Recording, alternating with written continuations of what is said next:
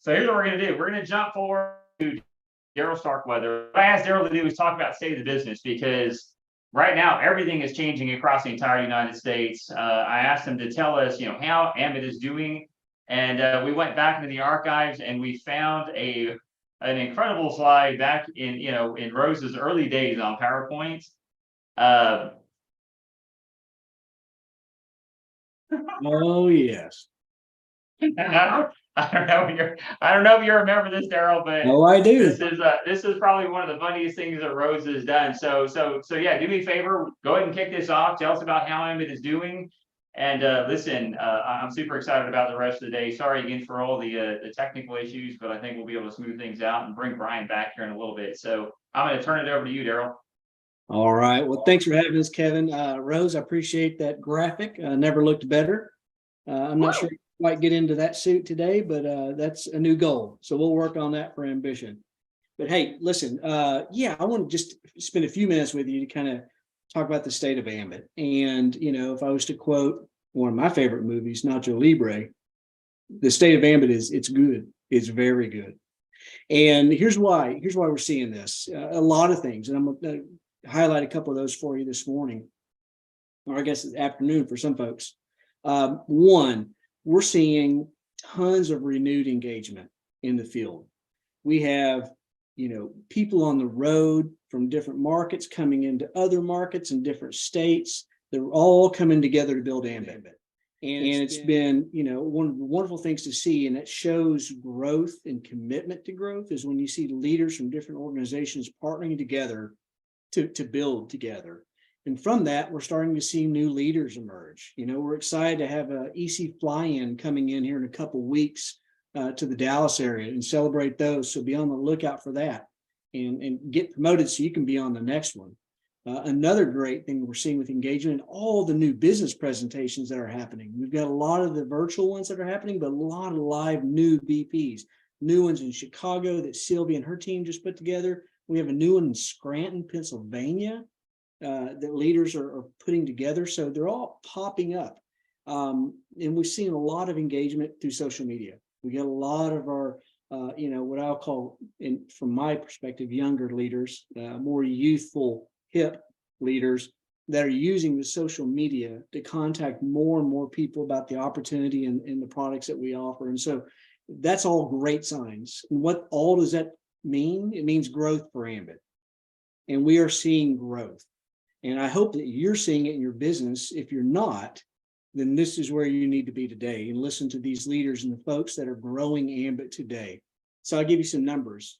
Our Texas consultants and customer counts. So the enrollments of new consultants and new customers, we are doing better this first part of our year, January through April, than we did January through April last year.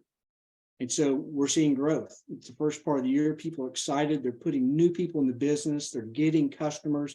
They've got great products to offer, which I'll talk about briefly. But we're seeing that growth. Outside of Texas, we're seeing steady consulting growth month after month. Listen, since mid-2022, which, we had some obstacles to overcome, people are taking advantage of what's happening in these markets. And where utility rates are starting to increase and we're able to compete, and we're seeing some runway there and people really taking advantage of it. Matter of fact, since January through April of this year, outside of Texas, our average monthly customer enrollments have been better than since April through December of last year. And so it's getting better, the momentum, it's growing, people are taking advantage of it. I hope you are too. One of the successes that we're seeing right now is this Ultimate Perks product. We have found that customers truly do want something that gives back when they're with their electricity provider. And Ultimate Perks is a home run. It's already 20% of our Texas customer enrollments in the last 2 months. And it's even higher than that, about 25% or more outside of Texas. So customers are jumping on it. And here's the beautiful thing about it for your business. It has one of the highest customer retention rates. Once they're on it, they don't want off of it.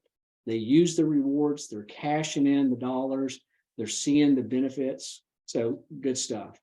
And where does that lead to? Well, if you hadn't paid attention to the internet, the Direct Selling 100 just came out. We got to go as a small group as Eric Reisdorf Kristen Legate, Alan Mackos, and Eric Johnstone to be a part of that celebration. And Ambit was ranked number 14 direct selling company in the world. In the world. And here's what's great about that is we did that with $1.25 billion in revenue. Last year, we reported 1.04 billion. We're growing, you're growing, your business is growing. If you're not a part of it, again, you're in the right place today to figure out how to get that momentum going again in your business. But let me tell you some other cool stats. As I just said, Ambit grew. Well, there was about 53 companies who reported revenue this year. They call it the top 100, but not everybody wants to report their revenue. We can all come up with reasons why. Many of our competitors don't do that and haven't since 2017.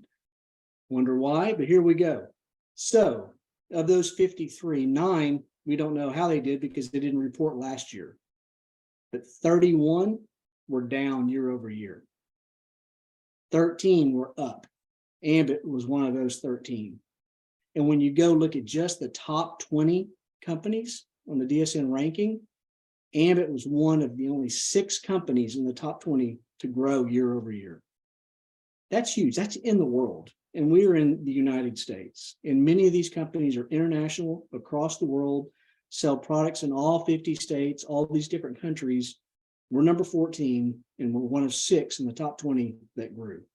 That's because of you. It's because of what you're doing, your commitment. And so let's keep this partnership going, because I can tell you this, and you heard it over, and it's true. We are committed to growth. We are committed to your success. We're working really hard to grow this business, which grows your business. And so if you haven't, and you haven't made plans yet, Ambition 2023 is right around the corner. We got registration open up, I think it's May 9th. And you need to be there, and you need to get your team there to see all the things that we're working on that proves that we're committed to your growth and how we're going to re-engage your business and shoot it through the stars. And so listen, our theme is be bold. We're going to every day. My question is, are you? Are you committed to this? Are you going to grow? Are you going to be bold? And so with that, I know you will. Thanks, Kevin, and all the leaders that put on this training. It's an honor to be a part of it. I hope everybody takes notes and learns. So all I can say is God bless and thank y'all for everything you're doing to grow Ambit. The state of Ambit is awesome. That is amazing, Daryl. So I thank you for sharing all that information. And with that being said, we're actually going to give something away again. So after every single speaker, we are going to give away a prize. So what I encourage everybody to do is, keep giving, right? Keep giving to Ambit Cares. Go to teamambit.com, click on register. You can continue to buy more tickets. But I'm going to kick it over to the Fun Club again, and they're going to give a prize away. Thank you, Daryl, for taking time out of your day. Thank you, everybody, for taking time out of your day. And listen, if people are having trouble getting into this Zoom, send them to teamambit.com. Tell them to click on the Zoom link or the watch it live online link, link, and they can get online. So we're going to give something away, and then we're going to come back for our next speaker. It's going to be TM Bowie. All right, so Emerson, take it away. Woo! Giveaway, guys. Another giveaway. Yes. Who's ready for another giveaway? Oh, my goodness. Snap, It's a snap, win-win. guys. Yeah. All right. Let's see who's the next winner, guys. Let's see. 3, 2, 1. Uh-oh, what happened? Oh, hold on, guys. I'm so sorry. Technical difficulty, guys. Oh. It's okay. Thank God we got a smart IT guys with us today. My bad. I'm sorry. All right, here it goes. One more time. Drum line. Woo! Let's go, guys. Let's go. Christina Christina Barra. Next winner. All right, let's see. What do you think she won? What do you think she won? Go, Christina. She won a ring light. So she can take some selfies. More selfies, Christina, in your See future. you on Facebook, girl. That's right. All right, without further ado, we'll kick it back over to you, Mr. Kevin Duncan.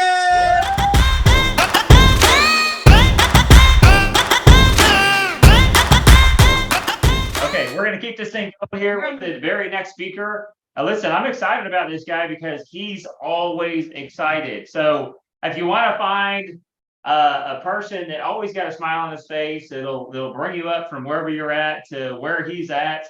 You got two people that well, really probably three people that you can go talk to: Rose Duncan, Julia Fuentes, or this guy, TM Bowie. Man, he's a firecracker. So he's going to talk to you about how Emmett changed his life on a part-time basis. So TN, I'm going to turn it over to you, sir. You're up. Tell me you can hear me okay. And then I can hear you. and also confirm that the sharing screen is there. Do you see it? Tell me, please. You guys see it? Do you see it there, Emerson? Okay, I don't see your screen. I only see. Yep, I shared it. Let me share it again. There it is. What do you see? You see it? Tell me you see it. I see Millionaire Mastermind. I see your Yeah, screen. that's the one. All right. Perfect. Then you're good, man. All right. That you see it now? Tell me you see it, Emerson. Yes, sir. I see it. I see it. Let's go. Oh my goodness. Yo, I was so excited when Kevin and Rose called me up and said, Tian, you got to talk about it. This is not a training like a specifically right now for the couple minutes. This is called sharing my experience. This is what I've learned. This is what I've done. This is the journey I've taken. So I want you guys to really like maybe join me on recalling the journey and what we are going to look forward to the future. So before that, I do want to say, Daryl Stockrider, thank you so much for all the information you gave us. It is so exciting. Everyone's definitely looking forward to see what, hey, 14, maybe we could be 13, 12, 10 on the top direct sales. And it all depends on us. You, me, everyone who's liking a post, clicking on a link, commenting. It just requires a whole mass of people doing a little bit so that we could achieve a lot. So thank you again, Daryl, for that. And I'm following up with this, a fantastic guys. Guys, I hope I can keep up the power of that. The power of part-time is my category. This is my topic. This is what I live. And the accolades are there. They're nice. It comes automatically by default. When you guys work Ambit, work hard, everything comes by default. They say, Tian, how do you make that yellow check? I work Ambit part-time. How do you do this? I work Ambit part-time. How did you get a chance to ask your mom, your wife, hey, she could be a stay-at-home mom now. I did it part-time. And I did it a little bit a day, so that I can get a lot. No one here on this Zoom. I see over 100 people.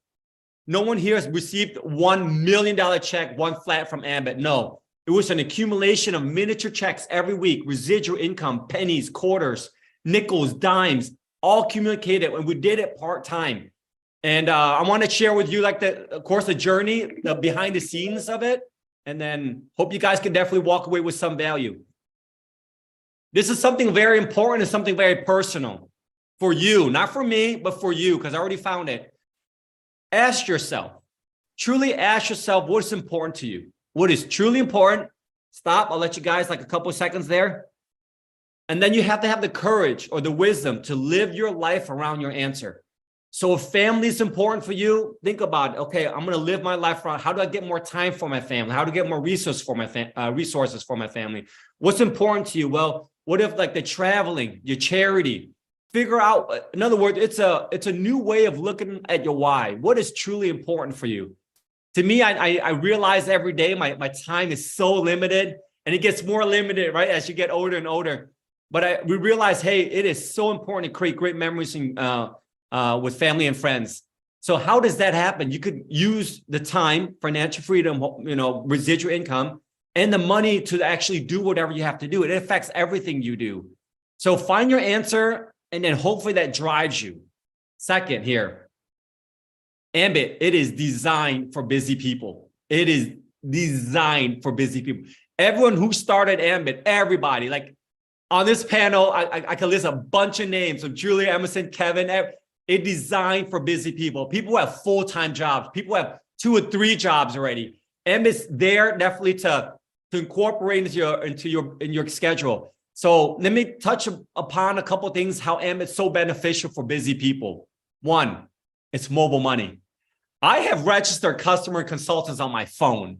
And everyone here, I'm sure you have a phone too. With internet nowadays so readily, either Wi-Fi, you could have mobile money. You could be mobile using the app that Ambit has. Cut and paste and click, text message, like, post, things that you could do on social media, and you can operate it from your phone. 2, you could set your own schedule. And I'll go on to this and I'll share with you my schedule, what it looks like when I was a teacher. And I did it for not just 1 year, not just 2 years, not just over 3 years as a full-time. I did a full-time teacher and part-time Ambit consulting before I quit my job. You set your own schedule. And during my schedule was, hey, instead in the morning, I wake up, I look in the mirror, and on my mirror, if you haven't done this yet, but on your mirror, you want to put down your next goal. What do you want to accomplish? If you have like 5 consultants left to hit senior because you're a regional consultant, write 5 of that, and as you brush your teeth in the morning and you start thinking about your day and setting your own schedule, let your mind focus and achieve that goal that you want to get. Set your own schedule. But everyone, you could do it in your lunch hour. You could do it after school, before school. You could just do so much. You can post as well, like, hey, in late night, early morning, you set your own schedule. And the third thing here is Ambit's designed for business. There's no product involved. You don't have time to ship it out. You don't have time to like, hey, let me train you on how to pay your bill. No, there's no training on this product. You pay your bill and that's it. You register the customer and that's it. On a product-based business, there's so many times you got to like, hey, tell the person that you got to take like 5 milligrams of this or this pill or that pill, the effect behind it. There's a lot of knowledge and education behind it. But for all those customers you're putting in, they already know that once they become a customer, pay their bill. And if they don't pay their bill, the lights are shut off. No product needed. And last but not least here on the one I believe that keeps them in the game is potential weekly income. You guys will get rewarded for the production you guys do. And all the habits that get rewarded will get repeated. So what I encourage you to work for your weekly income, either it's $100, $200, $55. And once you get it, think about the time you dedicated in order to get that amount of income. Some people made thousands a week, some people make hundreds a week. Great, but you did it during your own time. Just think about it's better to have a little money working for yourself than a lot of money working for someone else. It is such a great evaluation to know like, hey, I can scale this. I can scale this and scale this big. And one time Kevin Duncan told me at a dinner, say, Tien, you know, every week when Saturday starts, Ambit kind of gives you a blank check and you write your own check to it. It's a blank check and you could definitely write your own check before that Friday snapshot happens. So in other words, work hard and you can get paid weekly as well. And you know, with the new way of making money like Uber, Lyft, people want the upfront money and Ambit's giving it. And thank you for the double, triple bonus notification we got today too. Thank you, corporate. Pat in the back. Appreciate that. And all the new reimbursement for the national and executive consultant as well. Now, guys, I'm going to do 4 must things as you guys do part-time. And it's a reality check, okay? It's a reality check. I'm gonna hit it hard. 1 is going to require sacrifice. It's going to be hard. I wish I could tell you it was easy, but keep the good, positive spirit behind it. What does that sacrifice mean? That sacrifice means this. Instead of listening to music constantly, listen to self-development. Instead of watching TV constantly about whatever, I don't know. Hey, you guys know how much I love football. I love football. Right now, there's like the NFL draft. I have not seen one draft at all, but I got a bunch of text messages from my family and friends about it, Tien, about this football. None of the players are ever going to pay my bill. I sacrificed that in order to start promoting Ambit. You see my wife, Jill, post a ton of stuff on Facebook, a ton of stuff on Instagram. And thank you for all those who've liked it as well. We're trying to market everything we can and use social media as a platform to reach out to thousands and tens of thousands of people. Delete your distractions. Stay completely focused if you can. Yep. And then create new habits, y'all. If I could ask you, one of the hardest things for anyone to do is just really create new habits. I went why fast there. Well, bear with me. There it is. Hopefully, there it is. Bear with me. I want a little bit of technical difficulties there. All right. All right. Delete your distractions. Create new habits. One of the things about creating new habits is that it's hard. It's definitely hard. It's you're already one creature, what time you wake up and so forth. Start a little bit, change a little bit over time, and don't discredit the compound effect. The small things you adjust daily, don't discredit that, because there's a compound effect that will happen. One of my buddies say, Tian, instead of drinking like whatever, something sugary in the morning, like a Coke or something to get caffeine, drink water, drink coffee. Small things like that just add over time. In any, instead of making feelings 1 hour of just constant phone call, no, just do maybe 2 phone calls an hour instead, or 3 phone calls an hour instead of like 50 phone calls an hour. But the fact that you made that phone call, and I'm going to end this slide with this. Don't worry about being perfect with Ambit at all. Don't worry about being perfect, marketing, perfect, verbiage, perfect. The one you should worry about is, are you taking action? Take action, constantly take action before you try to make things perfect. And stay focused for the long run. Ambit won't be a get rich quick scheme. It won't. It's going to be long. It's going to be hard. It's going to be just a tough journey, but it's going to definitely be worth it. And keep the positive spirit to it. I might mention this just to add on to the previous. It's going to be risky, and trust me, you're going to lose some friends. It's going to be hard. People don't think the way you do. Entrepreneurs don't think the way you do. You'll be called crazy, but everything you do to chase after your dreams, you just got to believe me when I say, trust me, it's going to be worth it. It's going to be worth it in the long haul. It's going to be worth all the ups and downs. Don't try to avoid any problems. Learn how to like solve them, create strength and skills to solve them. And I highly encourage that. I know my time is coming up. Oh, there it is. My life before Ambit. I want to show you what it is. And this is a true timeline. I just wake up around like maybe 6:30 every day, try to get ready. I have to be in the car by 7 o'clock to drive to work. And it takes an hour, about an hour to get there from Grand Prairie to Plano. So what I did was drive to work, listen to music, whatever it was, lunch break, go home, try to watch a little bit of dinner, try to watch a little bit of TV, and I crash because I'm too tired. When I get home, it's about 6:30, 7 o'clock, because the school's time ends around 5. I have to do homework, emails with the parents. And this was my life. No productivity, monotonous, whatchamacallit, it's a rat race. I'm stuck in this hamster wheel.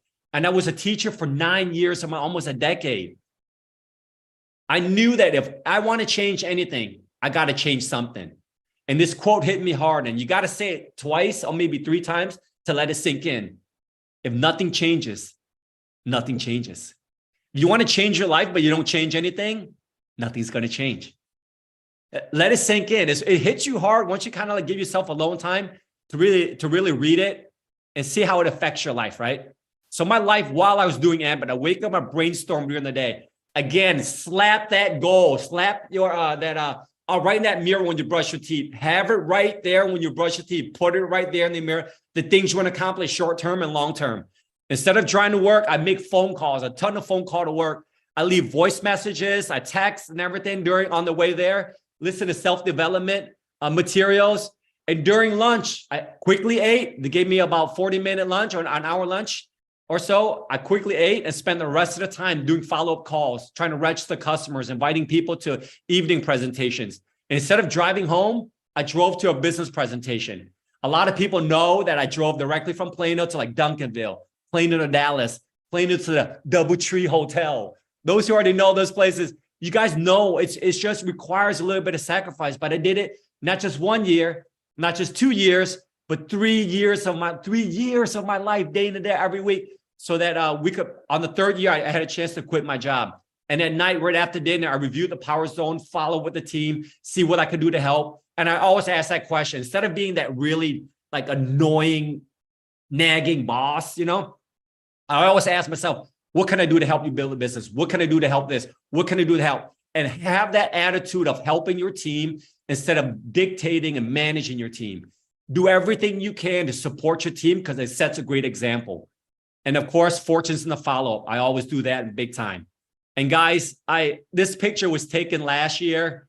My mom and dad, they're getting really old. And just to get time together with everyone, all the family, we try to do it once a year. And I told them, if anyone's never been to Anna Maria Island, Florida, don't worry. I want everyone to fly down, everyone there on me. We booked a house right on the ocean. and spent time with my mom and dad. And they asked many times, Tien, how is Ambit going? And jokingly, I say it's still going and it's still paying the bills. It doesn't buy happiness, but it could definitely buy a vacation home here on the beach so that we could spend time with each other. And of course, we had such a great time. The sacrifice that I've done just to make this picture happen. Trust me, my kids don't smile like that all the time. My sister's little, my nephew is always that sweet all the time either. And two of my sisters that are there as well, they're not smiling that all the time either. They always try to beat me up and throw, we just have a very friendly, great, loving family dynamic. But just to have spent time together at least once a year to me was everything. And what I encourage you is this: make memories with your loved ones. Really do it. Ambit has given me time, residual income as well, and then also the funds and finances to create the memories with them so that you can leave a lasting memory, create the energy, share the joy, share the love with your loved ones. And I'll leave you with that. And I want to share with you my favorite quote before I end. My favorite quote's this: work your business part-time so that you can enjoy your life full-time. Everything you've wanted to do and achieve, you are able to do it. Don't let anyone point a finger in your face and tell you can't do it at all. Just don't. I've learned so much. I've learned so much from the great leaders. And you guys are going to learn a lot today. For everyone who's going to be speaking later on, Kevin, Rose, like all the big leaders out there, I do want to let you go. You're going to learn a lot. And before I end, Kevin and Rose, thank you so much for putting this together, the Millionaire Mastermind. This is my it's not my first mastermind together with them, but it's always a great joy. It's a lot of work behind the scenes. He and I were late night, phone calls, try to make things work and happen as well. So guys, if you guys get a chance, text them, express your love, express your support for Kevin and Rose. So thank you again. Bye-bye. My time's up.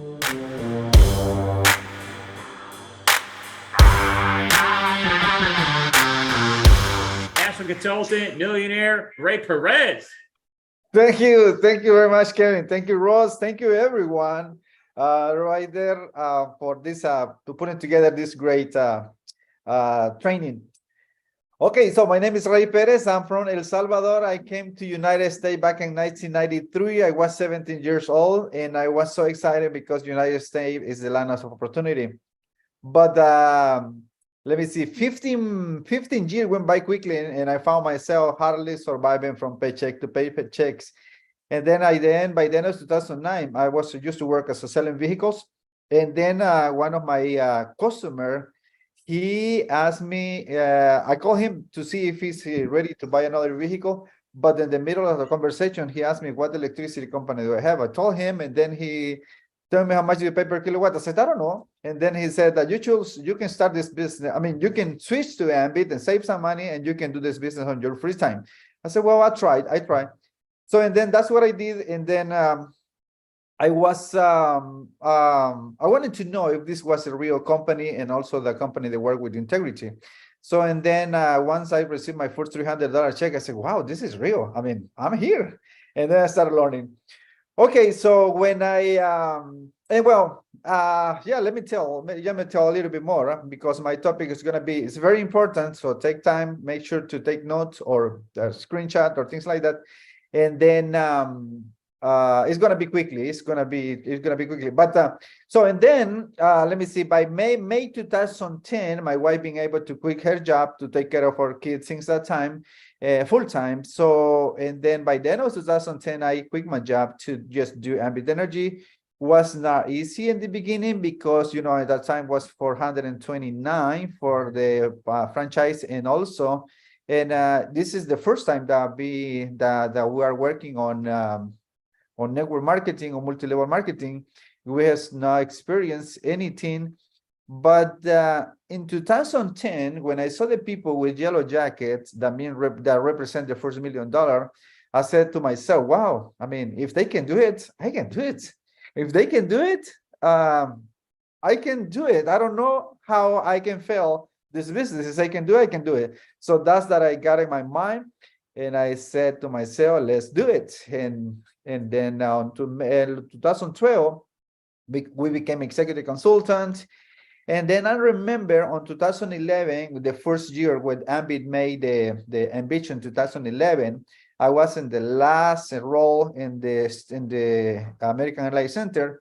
And I see in the people in the stage, the people in the VIP area, close to the stage, and I see in myself, I said, one day maybe I can be sharing my testimonial right there.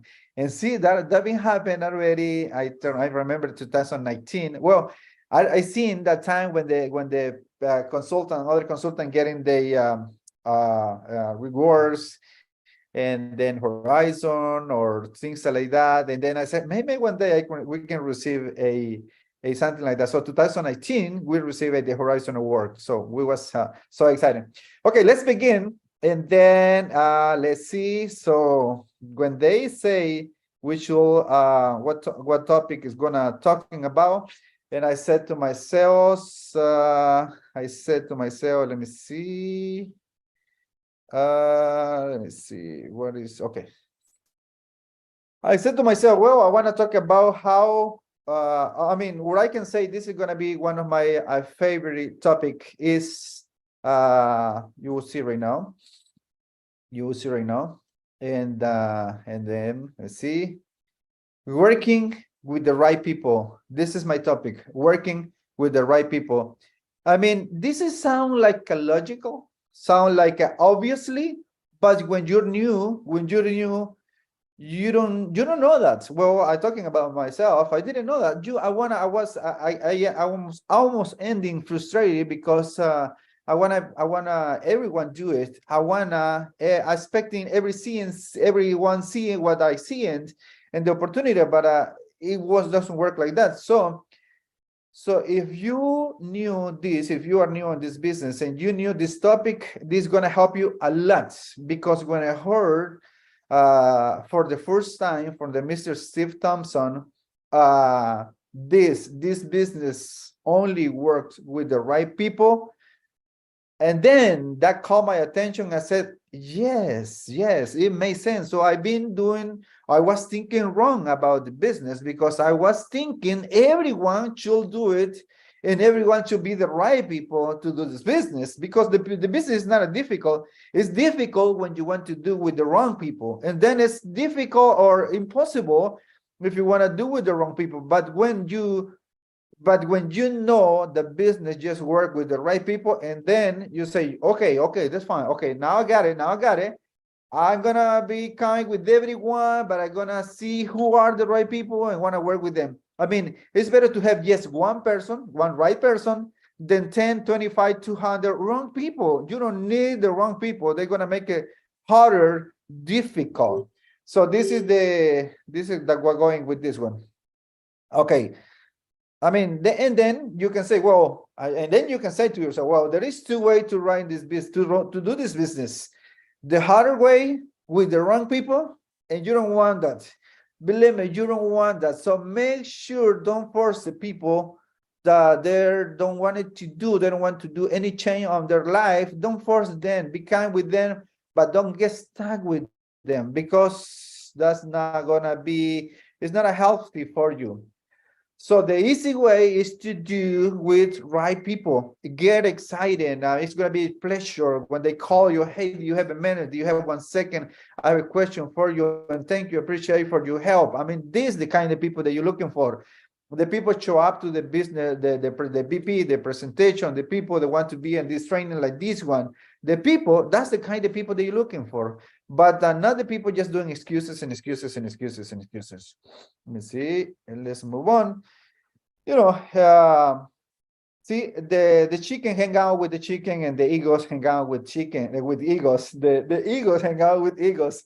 So very important to identify who are chicken and who are eagles. So if you are eagle, so the eagles are gonna go with you, but if they are chicken, they're not gonna go in. So their mentality is different. They want to talking about football, soccer all the time. They don't want to do anything different in their life. So don't waste your time with them. Be kind with them, because they can be your customer, and that is great.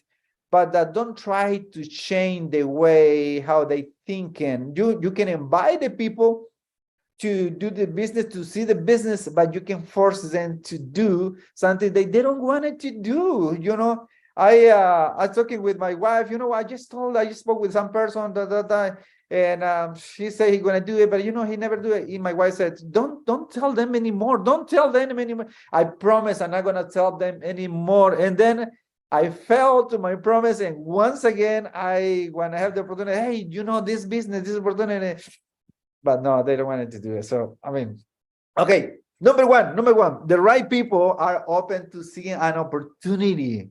Yeah, when the opportunity came to me, I was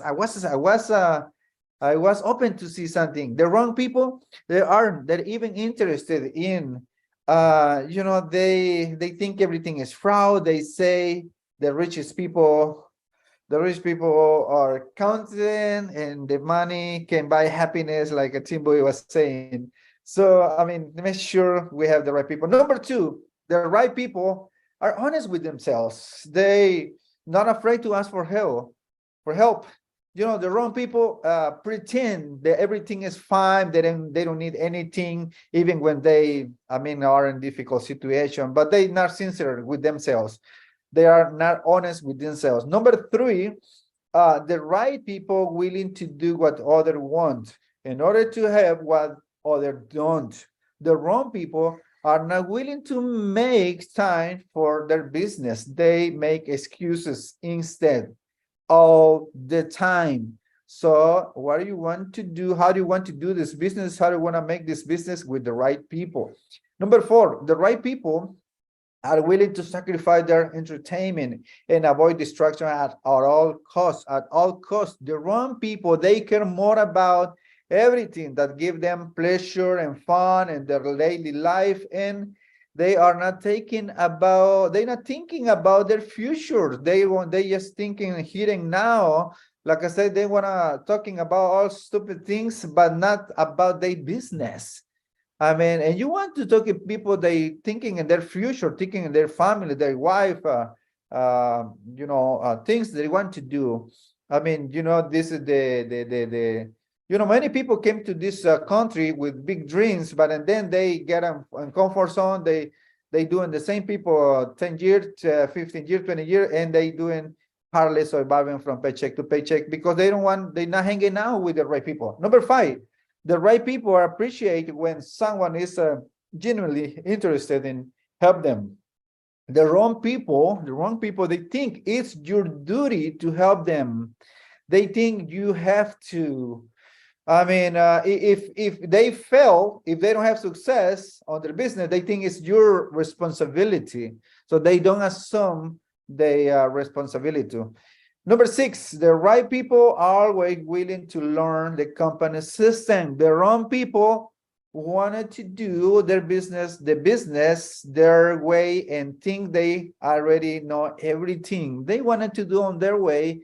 It's not work like that. They want to reinvent the wheel. No, you want to learn the company system, the ambient system, and that's the only way to do it. Number seven, the right people understand this business work by getting customers and recurring consultants. You don't need to remind them every day what I need to do. You need customer and consultant. And by the way, you don't need to pay $100, $450, $500 to know what you need to do on your business. You need customer and consultant. Even if you are marketing, regional, senior, and executive, you need customer and consultant. The wrong people need to constantly remind them to prospect their business and won't go out of their comfort zone. It's gonna be the hard way if you want to do with the wrong people. Number eight, let me see. The right people are willing to do things with integrity, even if it takes them longer to reach the goal. The wrong people want to get there faster, even if they have to sacrifice integrity for growth. So no, you need to get the right people, and you tell them, you know what, I'm looking for people with integrity, people with values, people care others sincerely, honest people. That's the kind of people that I'm looking for. And you tell them straight to their face and look in his eyes and tell them. They will see the person, they will see the person they have in front of them on their eyes. So you tell them in the beginning, I'm looking for to work together with the people with integrity. Number 9, the right people keep good posture. Even when things go wrong, they take responsibility for their action and attitude.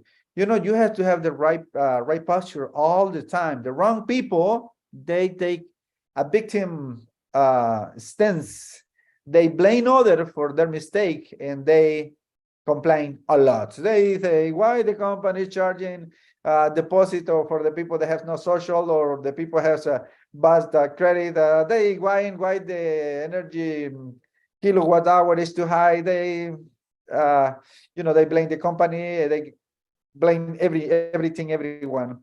So you don't need that kind of person. You need the right people. The right people, they, if they don't reach the goal that they set, they say, well, they recognize I not did what I was supposed to do to be there. They honest with themselves. Number 10, the right people are willing to commit to growing their business for the long term and until it works, right? The wrong people get discouraged very quickly and often quit before they even get started. Yes. The people, they quit before that even started. So you don't need that kind of people. Believe me, you not lost anything. Even if your family, your friend, your cousin, don't worry about it. Be kind with them, but don't get stuck with them. And then move on with the wrong people. You just need one person at a time, one person that with that kind of hungry as you, honest with you, integrity as you, and move on. It's all that you need to do. So don't thinking you're gonna have a lot of people to do in this business. I mean, eventually it's gonna happen, but you don't need everyone, no matter how they are. No, you need dry people. So, and then my time is up, and the $1 million question is this one. The $1 million question. Yes, I got it. How do I get the right people? You ready for the answer? Okay, here we go. The answer is become the right person. Become the right person. You want to have leaders on your team? Become a leader. You want to have people with integrity on your team? Become integrity person. So thank you very much, and I appreciate it for letting me to participate in this great training. Thank you very much. I get back with Kevin too.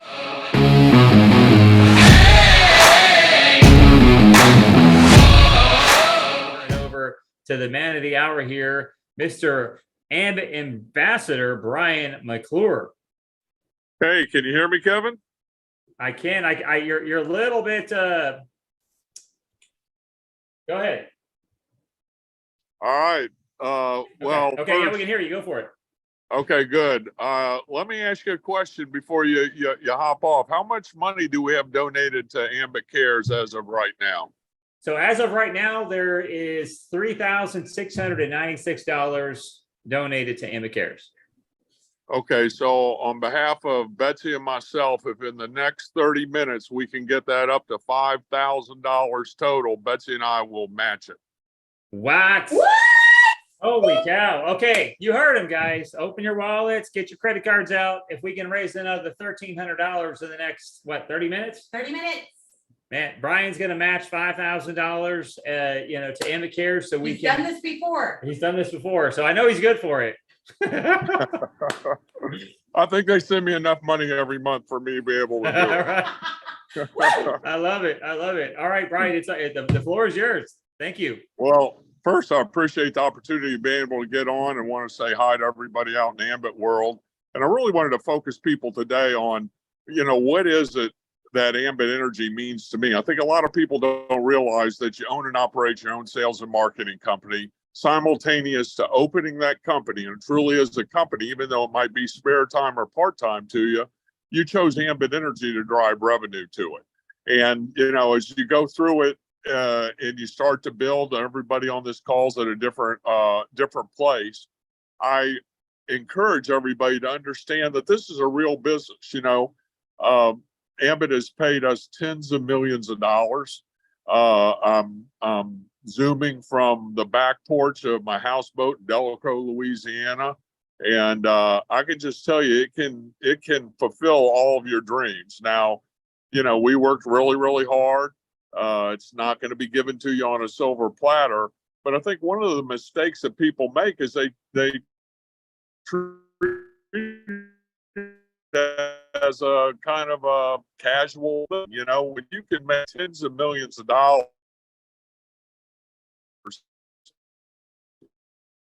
in people's lives, a positive impact on people's lives.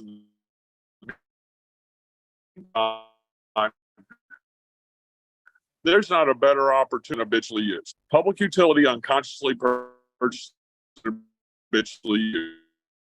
Every single time somebody turns on a light switch or watches television or looks at their computer, charges their cell phone or whatever it may be that uses electricity, you make money. Next month, next year, 5 years from now, 20 years from now. Same thing in the natural gas markets. They're heating their home, they're cooking, whatever it may be. The bottom going is that there's not a better opportunity for you to get involved in something. It's not lotions, potions, and pills. It's not something that is going to come and go, or all of a sudden it's going to be a budget cut. Let me ask everybody on this call, when's the last time you called up your electricity company and said, I don't want any more, cancel my auto ship? See, the auto ship is sent to you on a day in and day out basis every single second of every single day. And you're never going to cancel the auto ship. I mean, what? You don't want electricity? Then call up the electric company and say, turn me off. Not going to happen, right? So the bottom line is that you've got, again, a public utility unconsciously purchased and habitually used. And think about it. If you're short on money and you got a choice between paying your rent or paying your mortgage or paying your electric bill, ask yourself the question, which one are you going to pay? You're going to pay your electric bill. And the reason is you can extend the others, get on the recovery program, and take care of them later. Bottom line is, you don't pay your electric bill, you're going to get shut off 24 hours a day, 7 days a week, 365 days a year. The income to your business is being produced by a public utility unconsciously purchased and habitually used. It's a residual income that pays you every minute of every single day, month after month, year after year. Incredible opportunity. So you own and operate your own business. And when you analyze the business, it's not an easy business. I don't want to mislead you. You've got to work hard in this business, but it's a simple business. Ambit Energy is going to pay you to do two things and two things only. First, they're going to pay you to gather a handful of good, loyal customers. These are people you know, love, and trust, people that are going to stay on the service and be your loyal customer. To maximize the marketing plan, you only need 20 customers. Think about that. This isn't like you got to go get over a customer a week or 3 or 4 customers a month or anything like that. All you have to do is get and maintain 20 customers. Okay. So they're going to pay you a nickel per month per customer. Get 20 customers, you're going to make $1 a month off your personal customer residuals. So we can all agree, if there's millions of dollars to be made in Ambit Energy, that's not where the money is. The money is building a network of people doing the other thing. You get a few who get a few who get a few who get a few, you know the rest of the story. And in the case of several people in this business, it's tens of thousands or thousands, tens of thousands, hundreds of thousands of people, all of which are going out and getting a handful of bills that you override, and you can build a substantial residual income. So if you're on this call, I want you to ask yourself a question. What is it that I do in my life? Okay, we're talking about you, okay? Not me, not some other top leaders in Ambit or anything else. I want you to look in the mirror and talk about your life. Where is it that I have an opportunity to make 10, 20, 30,000? You put the number on it, residual income of something that you don't have to work. You've got to show up and go to work on Monday. You got to show up and go do what you're going to do in order to get paid. You know, I'm sitting at my fishing resort in Delacroix, Louisiana, south of New Orleans, and I'm getting paid every single second I'm on this Zoom, as are so many other people. Almost everybody on this Zoom is getting paid as we watch this Zoom to help us build our business. Okay. And we're going to get paid next month and the next month and the next month and the next month. Public utility unconsciously purchased and habitually used. We don't have to generate the electricity. We don't have to deliver the electricity. We don't have to bill or collect for the charges for the electricity. All we have to do is go gather a handful of customers, and we're going to get paid $1 a month for that if we maximize that opportunity. And then the second thing we do is we find other people to do the same thing.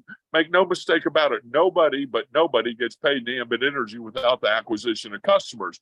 So you're going to go start to build a network, you know, and you're going to use the system that's in place. If you're not using the Ambit app, you snooze, you lose. You know, what can I say? But the bottom line is you're going to show the plan,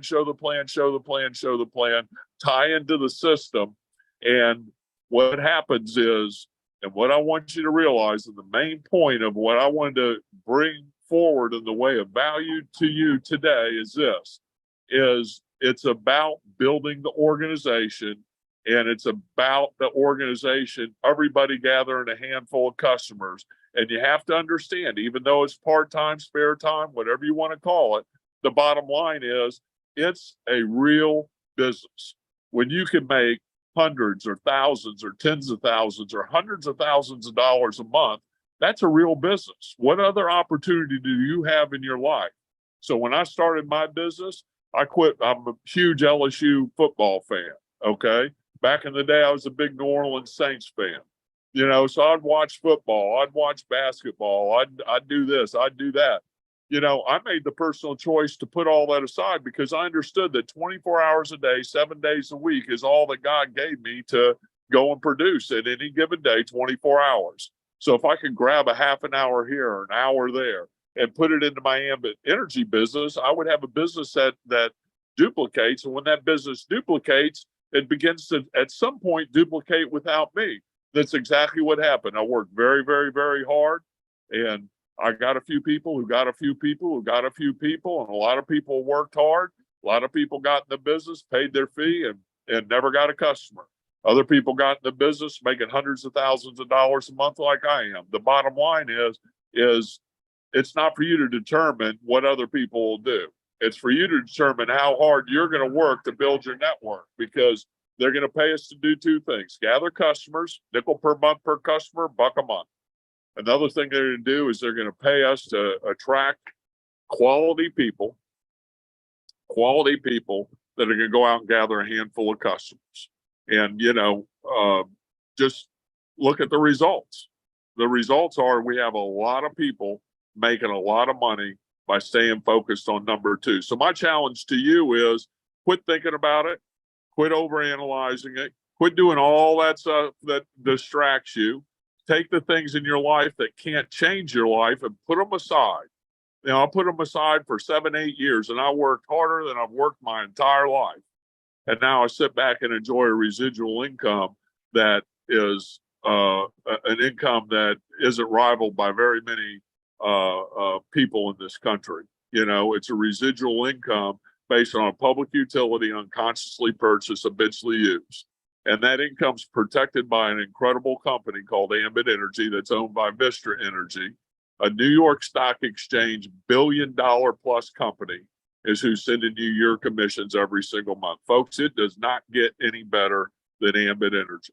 So what you need to do is you need to put your head down. You need to focus. You need to go gather a handful of customers if you haven't done that. And then you need to work like your hair's on fire. I don't have much left. You need to work like your hair's on fire and go get a whole bunch of people and get them excited about doing the same thing. I challenge you, take all the positive thought of this mastermind, and thank you, Rose and Kevin, for putting this on for years.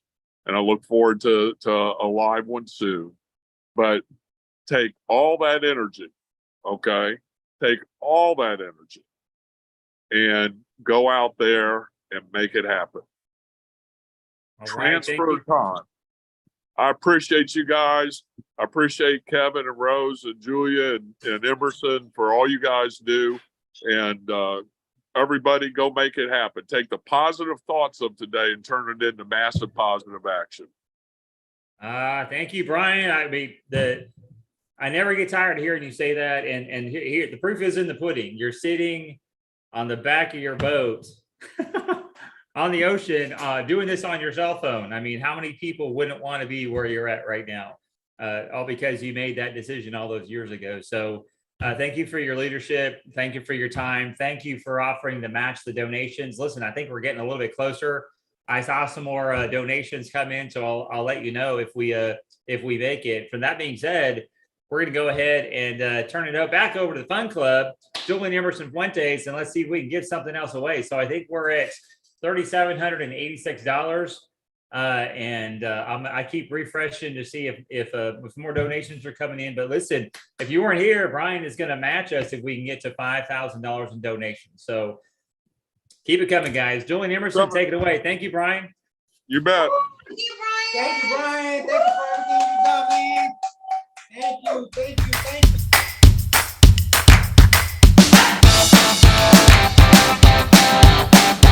Bring the next speaker on. Now this next speaker, it has, I think, a fantastic subject, right?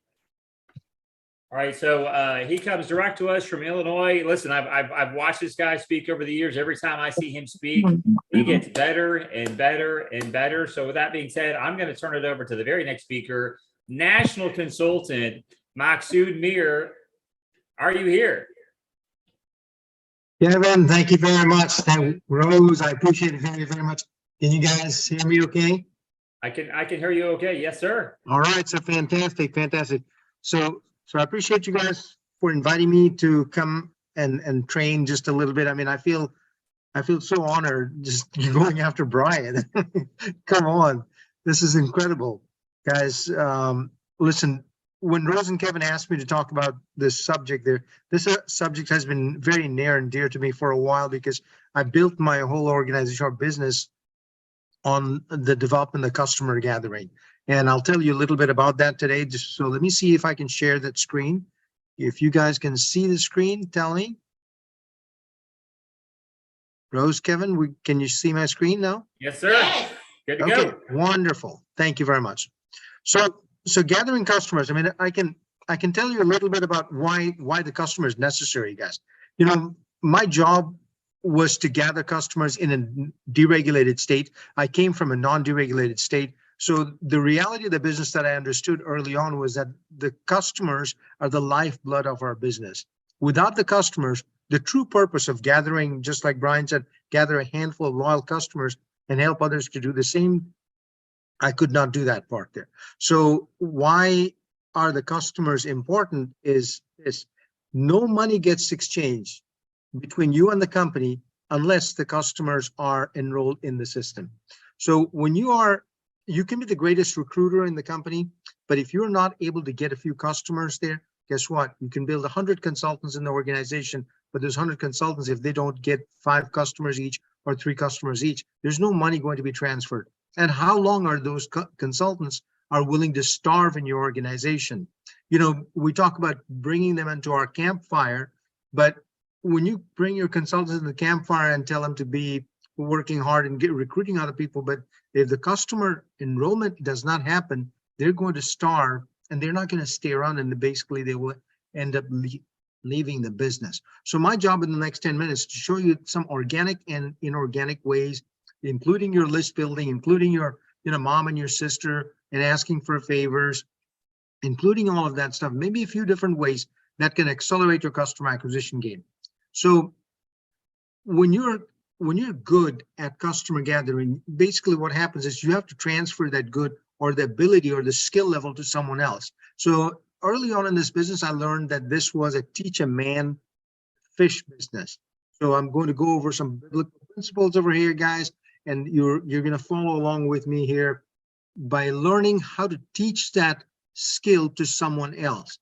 So when they're coming into the business there, gathering the handful of customers there, it's very, very important. You have to identify and define an audience or target audience, basically where your customers are. For us, the customers had to be in Illinois. You know, for the first year when I joined the business, customers were not even available because I didn't have a deregulated market anywhere near me.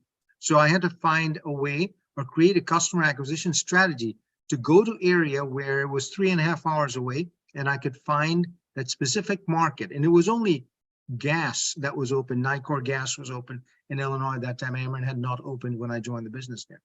Guys, and then we ought to figure out a way to create a sales pitch. A sales pitch was not inherent to me.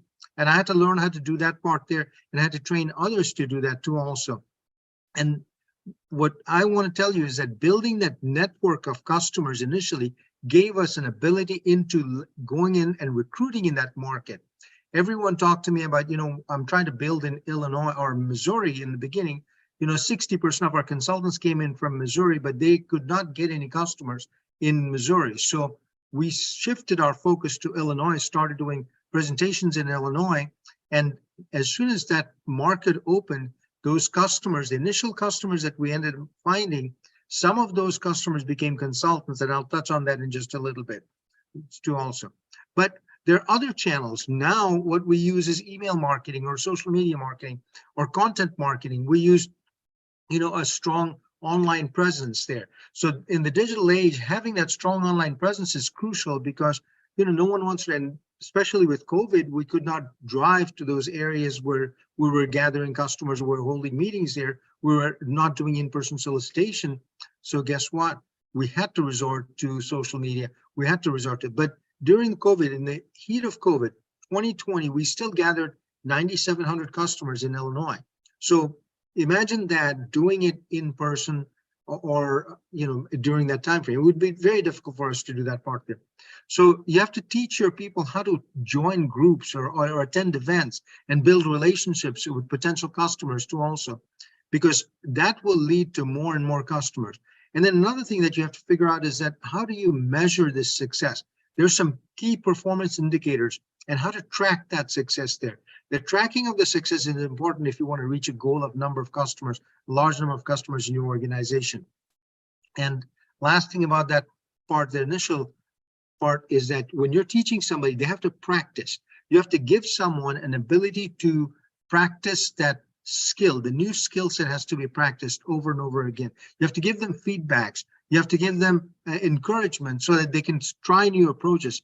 No approach is bulletproof, guys. Every approach can be tried, and in some markets it doesn't work. You know, you have to have a different approach in that market there. And I'll go a little bit more into how to develop the market too also for you. So let's do this, guys. You know, Warren Buffett talked about this. This is a quote from Warren Buffett. It's not how fast you row the boat, it's the boat that you're in. You're already, you know that this is the best boat that you could ever be in. If it's a network marketing business, this is a fantastic boat. If you know how to row this boat properly, if you know how to row this boat properly, guess what? You will know how to feed yourself and your team. So identifying market is part of the key for gathering customers. Identifying a market that is receptive to you. There are some markets that we're probably not you know, have the best rates. So don't go into that market expecting that great results that you're going to be getting if you went into a market that has better rates or we're at a better rate. Right now in the Midwest and in the Northeast markets have become better rates. So you could focus on some of those markets that are Ohio, Pennsylvania, Maine, you know, Massachusetts. Those markets have flipped. Those markets are more receptive right now for us to go gather some customers there. And those customers are waiting for you. Some areas are ripe with customers ready to switch, but are we in them? You have to figure out whether you are there or how do you get in those markets. The way to get in the markets is to recruit a consultant over there, find a customer there, and find someone that you can work with. It's a ping pong effect. But you could do your homework from home. You know, you could do your homework just from your phone. Look at some demographics. This is something that I did early on to find some areas that I wanted to build in Illinois that had good demographics there, that were receptive to our rates there. All the markets were not that receptive to our rates. Initially, we were upside down by 2.5 cents per kilowatt hour. Our rate was higher than what the incumbent rate was when I first joined Ambit Energy. So I had to find areas where we could find customers that were able to save some money there, guys. Okay, a couple of great websites I'm going to suggest is called city-data.com. Citydata.com has a tremendous amount of information about different cities. You can type in zip codes and you can type in the name of the city. You can actually type in the state itself too also and find areas that you would like to go there. Maybe it's a driving distance from your consultant that lives there, or maybe it's their backyard, but you can find some data about that area, which area do you want to market your efforts into. A lot of this marketing that we're doing right now on the internet, you can capture that data from that city-data.com and then utilize that to narrow down your focus. Another website that I've used is called datausa.io. So Data USA is datausa.io. You just type in that and you can go in there and put in your zip codes there and find out, what markets that are open, that markets, you can find some areas that have some conducive rates for Ambit Energy where you can definitely save some people some money and you can start building a team over there. So it's also important for you to know how fast you want to fill that boat. When Jesus talks about, his disciples to fish on one side there and they fill their nets, the nets were overflowing. It's the same with us too, guys. That speed of enrollment, there's a factor called speed of enrollment that comes into our business, guys. Network marketing is all about that factor. It's increasing that speed of enrollment will increase your levels. You'll go up the levels faster. You're going to promote faster. You're going to learn how to get to the next level, go from marketing to regional to senior to executive consultant and national consultant. It's all dependent on how fast you enroll, whether it's customers or consultants or both, guys. So if you increase the speed of enrollment in the right market with the right method, I don't want you to take prisoners, guys. Listen, go at it fully. When you plant your flag in it, go get into the market and be in that market. So most of the markets that we've gone into in Illinois, we became the player, the only player. We did not stop until about 10% of the city was covered with Ambit Energy customers or more. And some of the cities we were up to 16, 17, 20% of that city. In a 100,000 population town, we have 16,000, 17,000 customers, Ambit customers in a 100,000 population town. That cannot be done unless there's a concerted effort with all your consultants there saying that, hey, we will become the only name in town. They will not have any other choice but us to choose Ambit Energy as their sole provider for electricity and natural gas. So big builders will always develop teams that possess the skill. And the skill that they possess is a level of competence in customers, a level of competence that comes very automatically and it disseminates from level, different teams to different teams as they go along. Because if you do it, it's a monkey see monkey do business. They will do it. They will learn to do it. So your subsequent teams will learn that you did that and you did very, very well by gathering a lot of customers in your organization there, and they will replicate and they'll gather a lot of customers. So we would run a contest, or we would run some incentives there to see how many customers these teams would gather there. So some months we would gather 1,100 customers there. That's in the entire organization, but 1,100 customers is not that easy to do by just a small part of the team. That you have to activate 400, 500 consultants working together towards getting that 1,100. So the highest we reached was 1,300 customers. And this was right after Ambition, guys. So those incentives help you get those numbers up there. But, let's talk about what is conventional and what is the innovative way. What we did different. Okay, conventional way would be like, okay, ask your mom and sister or your dad to become a customer, but sometimes they don't give you their bill, or they just don't want to sign up with you because the credibility is not there with you. Sometimes you'll have better credibility with people that you don't know that. So how is that you're going to find some innovative ways? So I could tell you that, when I started in this industry there, I had no idea how to gather customers, how to develop a network. I had never done network marketing before. So I found myself in a corner. I found myself in an area where my back was against the wall. I had to either learn or do something else. So I had to learn rapidly.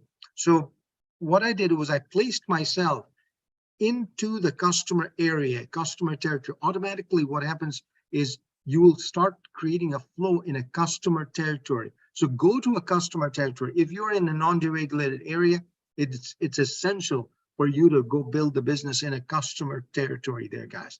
Okay. If you're in a deregulated area, more power to you. You can walk out the door and grab your neighbor and make him a customer, guys. But I could not do that. I discovered that the magic of commercial bill gathering.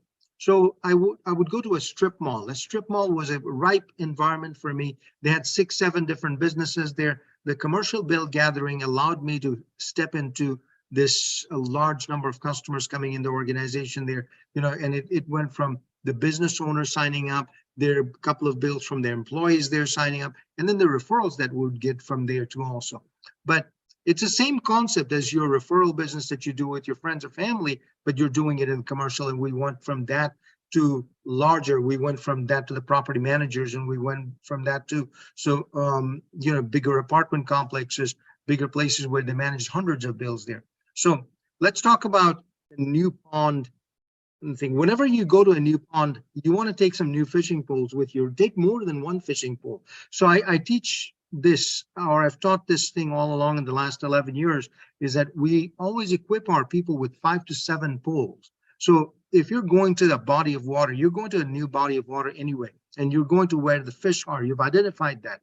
If you go there with one pole, you're going to get one fish at a time. There's only one hook, guys. Okay. So if you put out 5 or 7 poles there, 5 or 7 different ways or avenues, you're going to get some extra customers coming in your organization. But what if you equip them with some nets where you can have a large number of customers coming? What do you do at that point there, guys?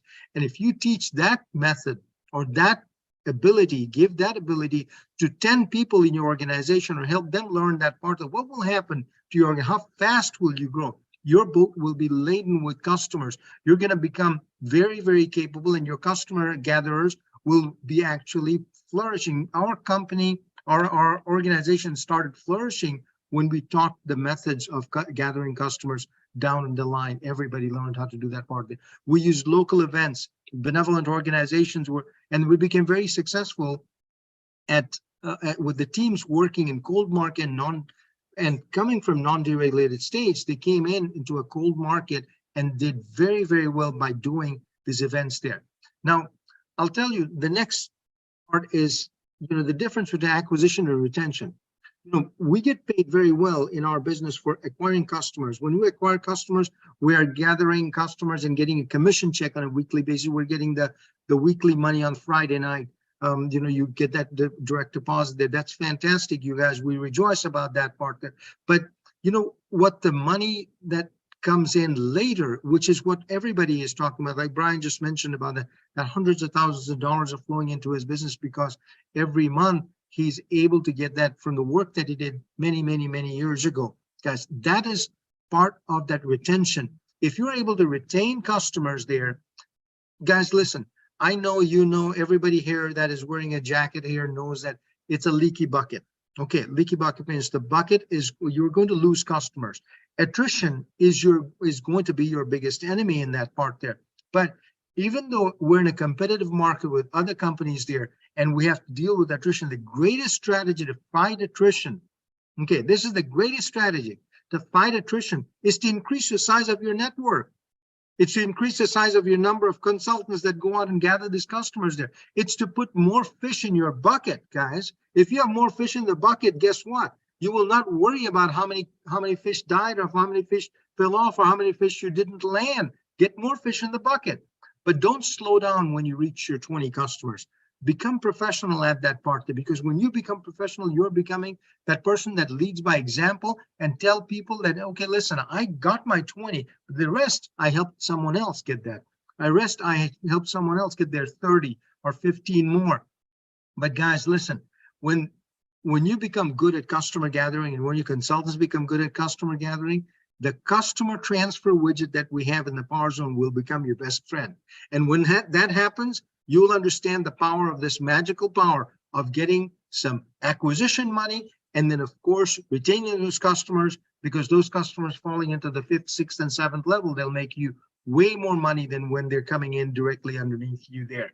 And so you build your business there. I personally gathered myself probably about 4,500 customers in the last 11 years in this business. But guys, 4,500 customers would make me 5 cents multiplied by 4,500. It wouldn't make me hardly any money. So those customers given away to other people or other consultants or down the line, they're falling in the right places will make you much more money than putting it underneath yourself. But becoming the customer gatherer is essential because that is what we learn. That is what we have to do in this business there. So let's go next to the part, the real list. This is a list of to accelerate your growth in the business. So you want to accelerate the growth in the business there. You want to guarantee a success in the business there. Guess what? The real list is where you go and gather these customers. Where are they? Whether they are, organizations that allow you to host a meeting there or host an event there, or do you have a bill gathering party, or you have a luncheon that you hold there. We just went to talk to a development, place there, just a recent development that started putting new homes there. We started talking to the builder over there. The builder said there'll be 130 homes there. So that means 130 new homes will come along, and each of those homes will require an electric bill. That's a place you can get a lot of customers from. So some of those areas, you have to figure that out. That becomes your real list. So put together a list of places where you're going to make sure that the customers are going to be coming from. The flow of the customers will keep you fed in this business. You want to guarantee your success in the business there? Guys, I've been in this company for 11 years. Every consultant that has become great at gathering customers, the skills, if it resulted in the skills that they had for gathering customers, they went to executive consultant. And they went on to make multiple six-figure income, guys. I've seen this happen over and over again. And I have never seen anybody, and I can tell you this thing, that I've never seen anyone who could enroll 30 customers a month go hungry. Okay, but there are very few. There are very, very few. They do it sometimes month after month, but not everybody does it all the time. You don't need 30 customers. You might need 10, you might need 5. But if you can get 5 or 10 customers on a regular basis, you will be proficient at it. You're going to gather more customers, and some of those customers, there's going to be a conversion that's going to happen from customer to consultants, guys. A large portion of our organization has come from just customers. We converted them into consultants later on because they were satisfied. A very satisfied customer becomes your remarkable consultant because they're going to talk about how good this company is, how awesome we've treated them, and how they benefited from lowering the electric rate, and they'll disseminate that information over and over again. And that's how a consultant grows the business there. Guys, let's talk about how to get your team to the top, and we were going to wrap up. But guys, we give incentives for our ultimate perks. That's a way to gather a lot of customers. Earlier, Daryl Starkweather talked about the ultimate perks becoming #1 in our ranking in terms of customer, the products. In Illinois, when Ultimate Perks was released, we used that very effectively. We did about 2.5 months, 3 months time frame. We did about 1,300 some customers that came in Ultimate Perks. Those Ultimate Perks customers are still our customers, guys, because the customer receiving something that $50 is a 14x of what they're saving. Okay, 14 times what they're saving is what they're getting back in terms of $50. So if you take that money, if you take that $50 and just compare to what their savings is, they might be saving a few pennies there, a few dollars there, here and there, but they're getting $50 reward dollars there. That's accumulated all the time. Every month they're getting that part there.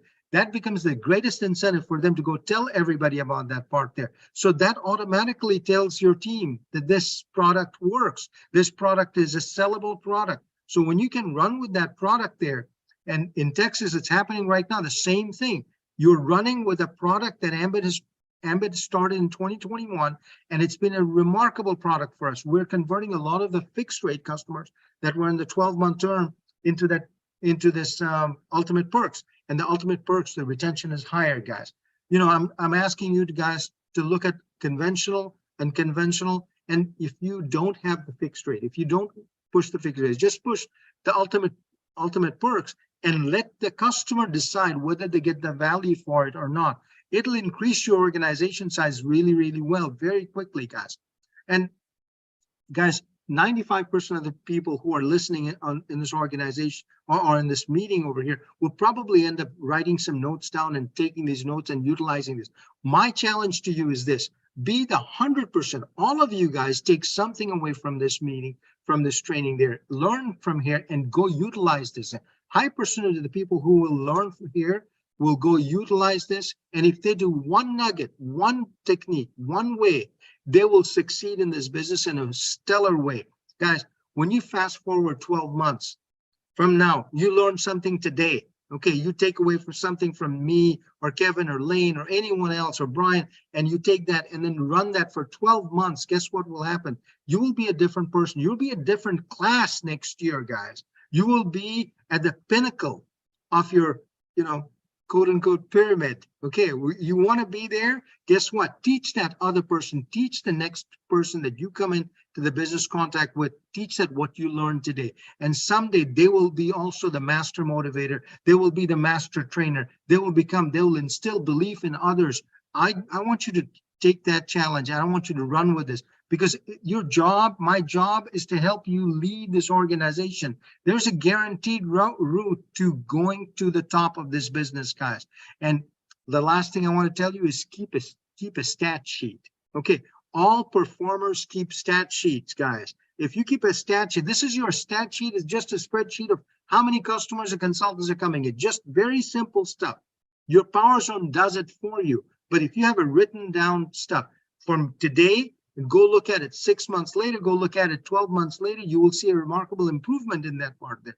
The huge benefit of doing this thing is that every month when you're looking at that part there, you no longer are the average Joe. You are the excelling leader. 99% of the network marketers will never keep a stat sheet, guys. The people who do the stat sheet, they will go to the top of the organization. They will go to the top of the game there. And the worst thing is that, most people talk about that stuff, that they say they rely on just the Power Zone, but they will not keep a sheet that says, this is what I did this month, and this is what I did next month. Okay, so I challenge you guys to take these techniques that you learned today and improve your business. Don't ignore the fact that you have an amazing group of leaders over here. If anybody in your team has missed this training, they missed out big. I hope Kevin has a replay for us to watch later on. But I know I'll be learning a lot. So keep your mind open. Let's go all the way, guys. And let's make 2023 the best year Ambit has had. I appreciate you, Kevin. Thank you very much. Thank you, Rose. Thank you.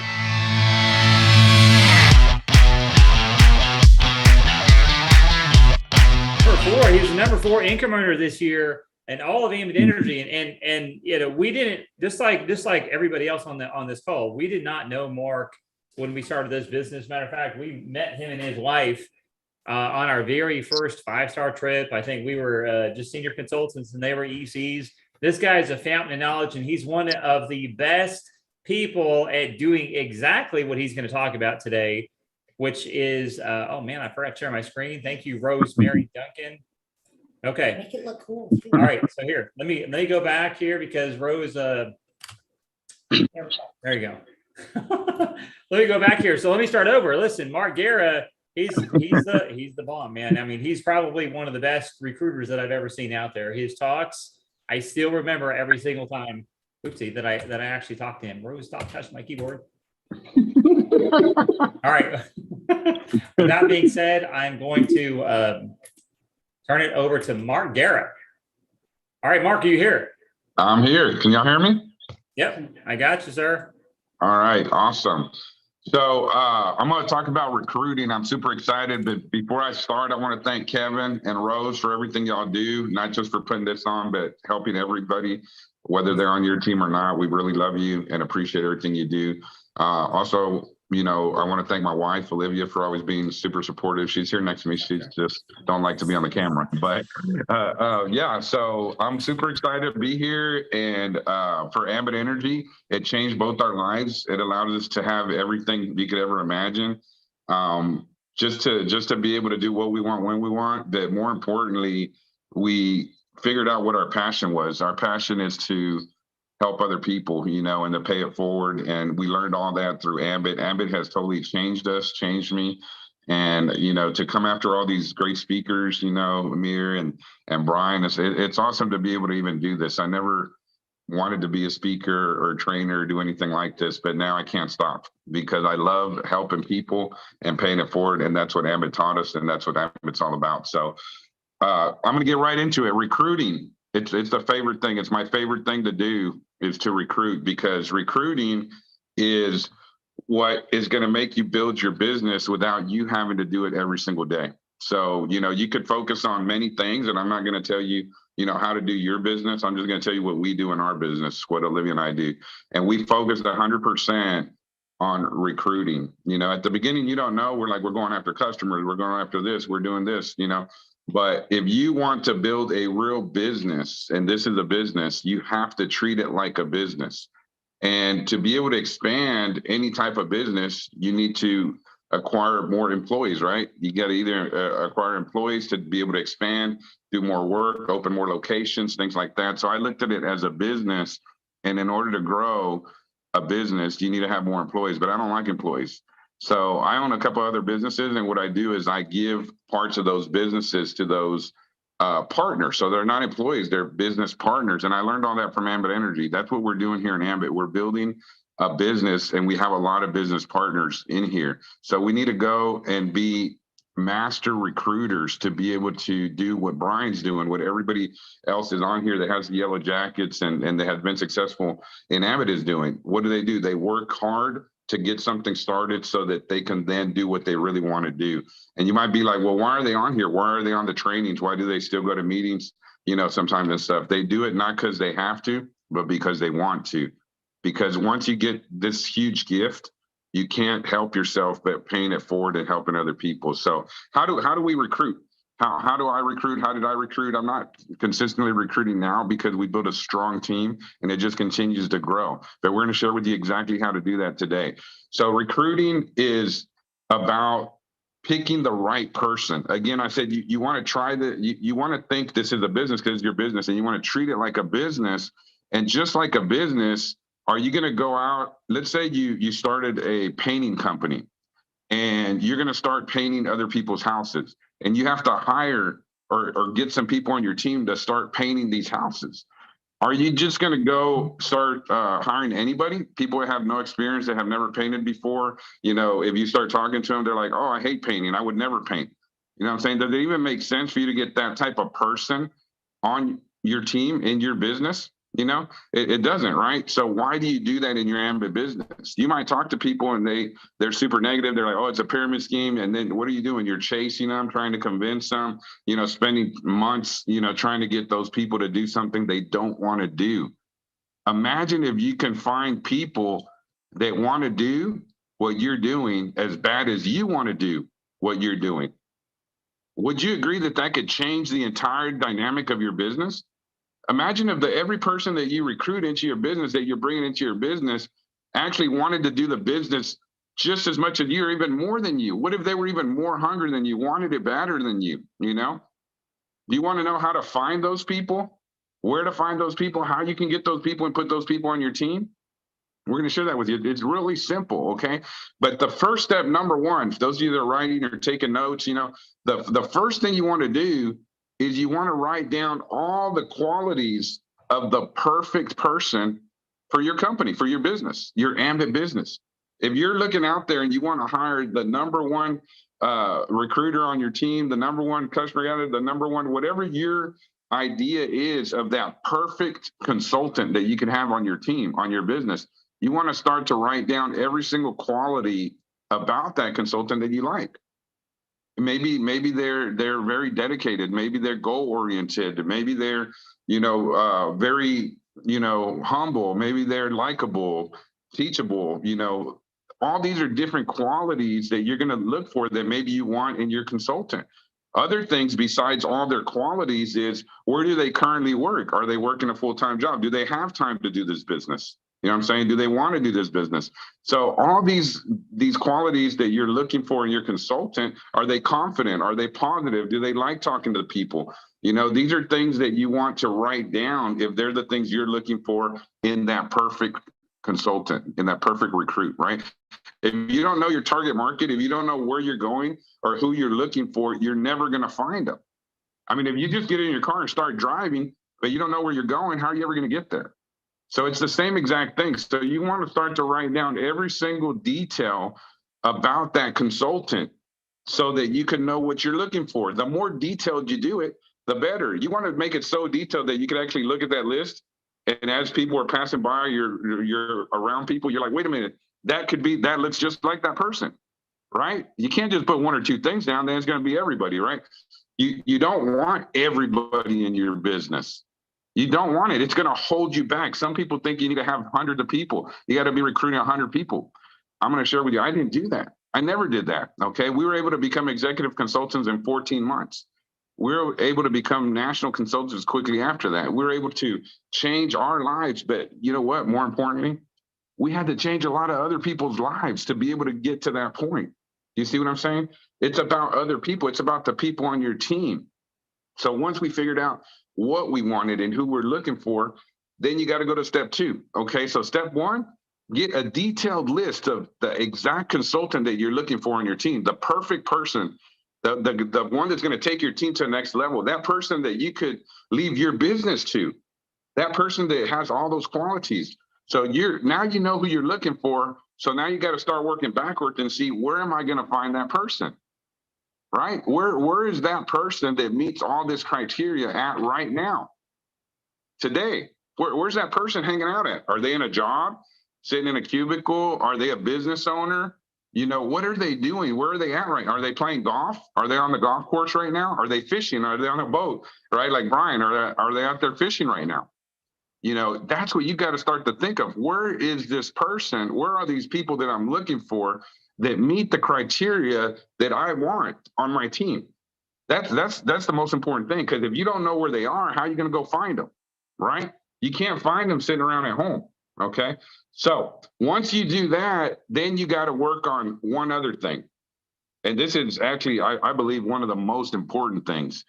You got to start to work on you, okay? Because now you got to look at all those qualities that you just wrote down, and you got to start going through them one by one and ask yourself, do I have those qualities? You see what I'm saying? Because you can only attract people that have the same qualities as you. If you're trying to attract somebody that's so way up here, but you're way down here, that person's not even going to talk to you. They're not even going to, once you find where they're at, they ain't even going to let you in the place. They ain't going to let you go where they're at. You know, you see what I'm saying? Because you're not at that level. So you need to start to go through your list and look at, what can I get better at so that I can start to attract those types of people. So it's very, very important that you become that number one consultant, that you become that consultant that everybody else in Ambit Energy wants you on their team. That's what you want to do. You want to become that person that you're looking for. So then you got to start thinking, like I said, where are they going to be at? Well, I want like-minded people. I want business-minded people. I want people that are hungry. I want people that have time to build a business. See, you can look for somebody that could do the business, or you could look for somebody that could do the business better than you. That's what I want. I want somebody that doesn't work a lot, that's self-employed, that's an entrepreneur, that's business-minded, that wants residual income, that's looking for ways to not have to work, because that's what we are offering here at Ambit Energy, right? And we need to find those people. So everybody's situation are different. You might like, I don't know, golf. I don't like golf. That's a perfect place you can go to find people. I just don't like golf myself. Maybe I should. I could probably find better people there too.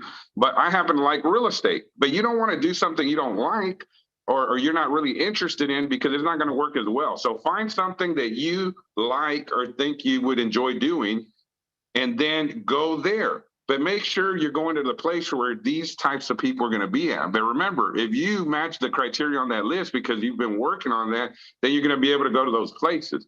So in my case, I like real estate, right? Why do I like real estate? Because I've always been looking for that residual income, right? I wanted to do something one time and get paid over and over and over again, just like Ambit Energy. That's why Ambit Energy was attractive to me. See, I sat back and I looked and said, why did I join Ambit Energy? How did they get me to join Ambit Energy? Because I have those qualifications. So I found out that the people that are interested in real estate, and not realtors per se, but real estate investors, people that are looking to invest in real estate, buy rental properties, things like that. Those are the kind of people that are looking for what we have to offer, the time freedom, the financial freedom, the ability to do something one time and get paid over and over for that same thing that you just did. You know, that's what they're looking for. That's what I was looking for. I just didn't know you could get that in network marketing, right? So networking events, real estate networking events is where I go to find recruits. That's where I used to go. That's how I built my entire business. It's just by going to these real estate events, because there's people there that think exactly like we think. And they want what we have. They just don't know it. So you want to go to those events, go on Facebook, go on Meetup. It's not a dating site, by the way. Okay, meetup.com, and you can put in, you know, real estate investors, investment groups, you know, anything that has to do with real estate investing, if that's what you want. There'll be things going on every single week that you can go to and meet like-minded people there. Okay, but once you get there, what are you going to do? Okay, how are you going to talk to these people? Because what we want you to do is attract your consultants, attract that person to you. That's why you want to become like the person you're looking for, because those qualities attract those same qualities. So you want to go to these events and you want to network. You want to go and ask questions. You want to get them to like you and trust you as fast as possible. That's the key right there, guys. Okay, so you want to write that down. You're going to go to these networking events, wherever you're going, where those people are that meet your qualifications, and you're going to get them to like you and trust you as fast as possible. I would turn this into a game. Once you become a good recruiter, then you can start teaching people on your team, those recruits, to be the best recruiters also, right? So you're going to teach them what to say. They're going to go there and they're going to ask questions and they're going to listen, because if you want someone to like you and trust you as fast as possible, all you got to do is what no one else does for them. And what they don't do is they don't listen. Their wife don't listen. Their kids don't listen. Their coworkers don't listen. Their boss don't listen. Nobody cares. Nobody listens. You go to that networking event and you just walk up to anybody. They have name tags on, make it super easy, right? You just walk in and say, hey, is this your first time here? They're going to say yes, or they're going to say, no, I've been here a time. Well, it's real estate, right? So what type of real estate are you interested in? Oh, I like rental properties, or I like buying houses and fixing them and selling them, or I just want to learn. 90% of the people, I know nothing about real estate, but I want to get into real estate. So they're opening it up for you. You're not going to talk about you. Don't say anything about you. It's not about you. It's about the other person, okay? You're going to ask them, well, what do you like about real estate? Well, what I like about it is, you know, I want to be able to quit my job. I got bills I got to pay. I want to be able to make money, residual income. That's what I'm looking for. I'm telling you, this is exactly what they're telling you. I've been doing this going to these events for over 10 years. It's the perfect consultants are sitting there and they love it. And every single person wants it. And you don't want to give it to them or offer it to them. They're going to beg you to join Ambit Energy. They're going to beg you to do what you do. But you got to learn and tweak those techniques so that they can want to be on your team. See, I never say anything about me. I ask everything about them because I'm collecting information. I'm not thinking about what I'm going to say next, and I'm not going to say nothing, so I don't have to think about it, right? I'm going to keep asking questions. I'm going to find out everything about them. What do they want? And then when they turn around after listening, I've been listening to it for 5 minutes, and they're like, oh my God, I talked the whole time. I didn't even let you talk. Guess what's going to happen? They're going to ask you, what do you do? And what does 99% of people think they're going to do? They're going to say, oh, I do Ambit Energy. I make lots of money, make residual income. You can join. You know, they're wearing Ambit shirts, Ambit caps, handing out Ambit business cards. I never did any of that, guys. You don't want to do any of that in these situations. What you want to do is say nothing. Well, what do you do? Well, you know, I'd really like to share that with you. And I enjoyed hearing about how your dad used to do real estate and how it was in the family and you never got into it, but you really want to do it. What do? You recap exactly what they just told you. And now it just sinks in even more that they don't know what's going on, but they love you. They like this guy. You're great. You're awesome. They don't even know why. They know nothing about you, but they feel that because you did what? You listened. And then you cut it right there. You say, you know what? I'd really like to learn more about you. I think we can probably work together. We could help each other. Why don't we set up a time where we can meet for coffee? That's what you do. Because I have another person here that I'm waiting on. You look at your watch and you say, and I got to go look for him, right? Boom. You walk away. You get the contact information. You set up a follow-up meeting. And that's when you meet with them. What are they going to do when you meet with them? They're going to ask you more questions about you, but you're going to ask them questions about them. Then you're going to tell them, I think I have a way. If they keep asking you what you do and what you can do, well, I think I have a way that might help you to do exactly what you just told me, to help you get that money for your kids' college that you're looking for, to help you get out of debt, help you get out of your job, make extra money, whatever they told you. I said, I don't know, it's for you. It's not for everybody, but this is something that I've been able to do on the side that's helping me to achieve those things you're looking for. Guys, if you focus on what I just said, becoming a better person, writing down the type of people you're looking for in your business, you're going to be able to recruit without even trying. People are going to want to come to you. They're going to beg you to get in your business. And that's what we all want, right? Thank you.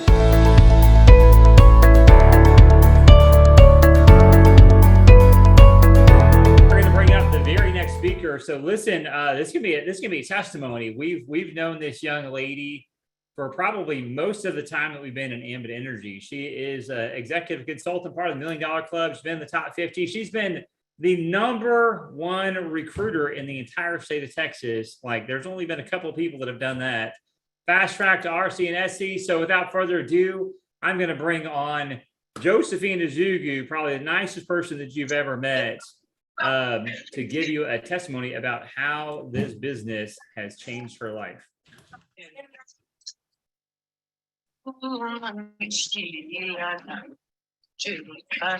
All right. You might not hear me very well, but hopefully I'm going to do my very best. I lost my voice by taking care of one of my grandbabies that was not feeling well. So I'm doing my best so you can hear me, but I'm so excited to be in this training. Thank you, Rose, Duncan, and Kevin, for what you do for all of us and all the wonderful trainers that have trained. I just wanted to share my testimonials using 4 steps, which is number 1, somebody's background, what you don't like about that background. The second one. The third one, what changed? And the fourth one, what is your plans for the future? So Josephine Azugu, I'm a mother of 5, grandmother of 10, and originally I'm a registered nurse, married this year, like I mentioned before, 40 years in marriage to a wonderful man. What happened was one of our children who went to Rice was drafted for NFL, and we were excited about that, and we did a Thanksgiving. The same day we did a Thanksgiving, my husband fell down. He had worked in a chemical lab for 10 years. We never knew that chemicals could cause cancer. It is amazing how life changed. You know, in the middle of excitement, and in that same way, you having difficulty, he was given a month to live with 4th stage cancer. And that was very, very devastating. As a nurse, like I said, we help people a lot, and I actually did a CPR on my husband. But nursing is very stressful. And with that stress of my husband being sick, I had to handle the 2 businesses that we were doing together. I had to take care of him, total care. It was horrible. But thank God, someone, a good friend, introduced me to this wonderful profession. I had done other things anyway, product-based, and I told my husband about it. I said, look, I got to do this so I can have time to take care of you. He said, don't get me involved. But however he allowed me to do this, I sacrificed the time, I got out of my comfort zone, and many times I come from the hospital. Ray talked about hanging around with the eagles and not with the chickens. I come to the meetings and I see positive environment. It will revive me. I have somebody I can share with and say, look, I'm going through this. Pray for me. We need it. If you're going through hard times, don't keep it to yourself. Don't worry about people that are negative and talk a lot, but be wise and know few people you can share and they will pray and encourage you. Everybody goes through hard times. So, but what Ambi did for me was he gave me time to take care of my husband. Today he's doing well after almost 17 years. Thank God. We were able to build water well back home and we're maintaining it. We've helped a lot of charities. And initially I thought I was just going to take care of my husband, the time for my husband. Actually, it is a time to take care of me. I used to have back pain from nursing. Now I can go for massage. I can relax more than I used to. The stress is gone, and I'm so grateful to God. And my plans for the future is to increase in my personal development, to do a lot of investments to help other people more, and also to build a very strong family legacy. So I really don't know what you might be going through today.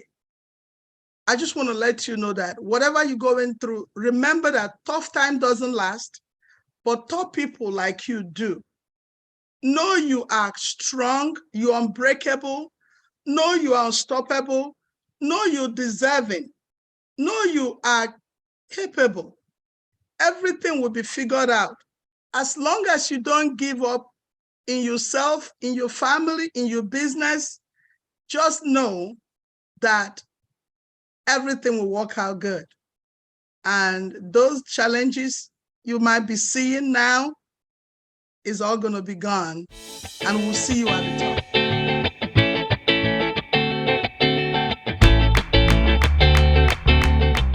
Bring on the very next speaker. Now, this speaker is another person from the corporate office. I know. Okay, this person's another person from the corporate office. And listen, this guy travels, I think, more than anybody I know. He is just, I mean, as soon as he says, or as soon as someone says, you want to come to my market, this guy is on a plane next week coming out to your market. Doesn't matter where it's at, from coast to coast. Never get tired of seeing him. And if you ever have a chance, doesn't matter what city you're in, make sure you ask this guy, where's a good place to eat around here? And I guarantee he's going to have an answer for you. So with that being said, I'm going to, yeah, see, all you guys, you know what I'm talking about. So with that being said, I'm going to go ahead and bring on Jeremy. Jeremy Ochoa, you on? Yes, I'm on. Hello, everyone. Good afternoon. All right. Woo! Wow, this has been an amazing event so far. This is super exciting. I just want to forewarn you guys that I had all 4 of my wisdom teeth removed yesterday, so I apologize in advance if I look like a chipmunk or if I have some trouble speaking, but I knew I could not miss this fantastic event, and I thank God that I feel no pain today, so that's great. So thank you, Kevin and Rose Duncan, for inviting me to speak today and talk, so I can talk to everybody here about some new and exciting things that are happening in the world of digital recruiting. I know we just heard from Mark Guerra, who did an amazing job talking about his recruitment experience. I'm going to be more talking about the future of recruitment and how we can leverage technology.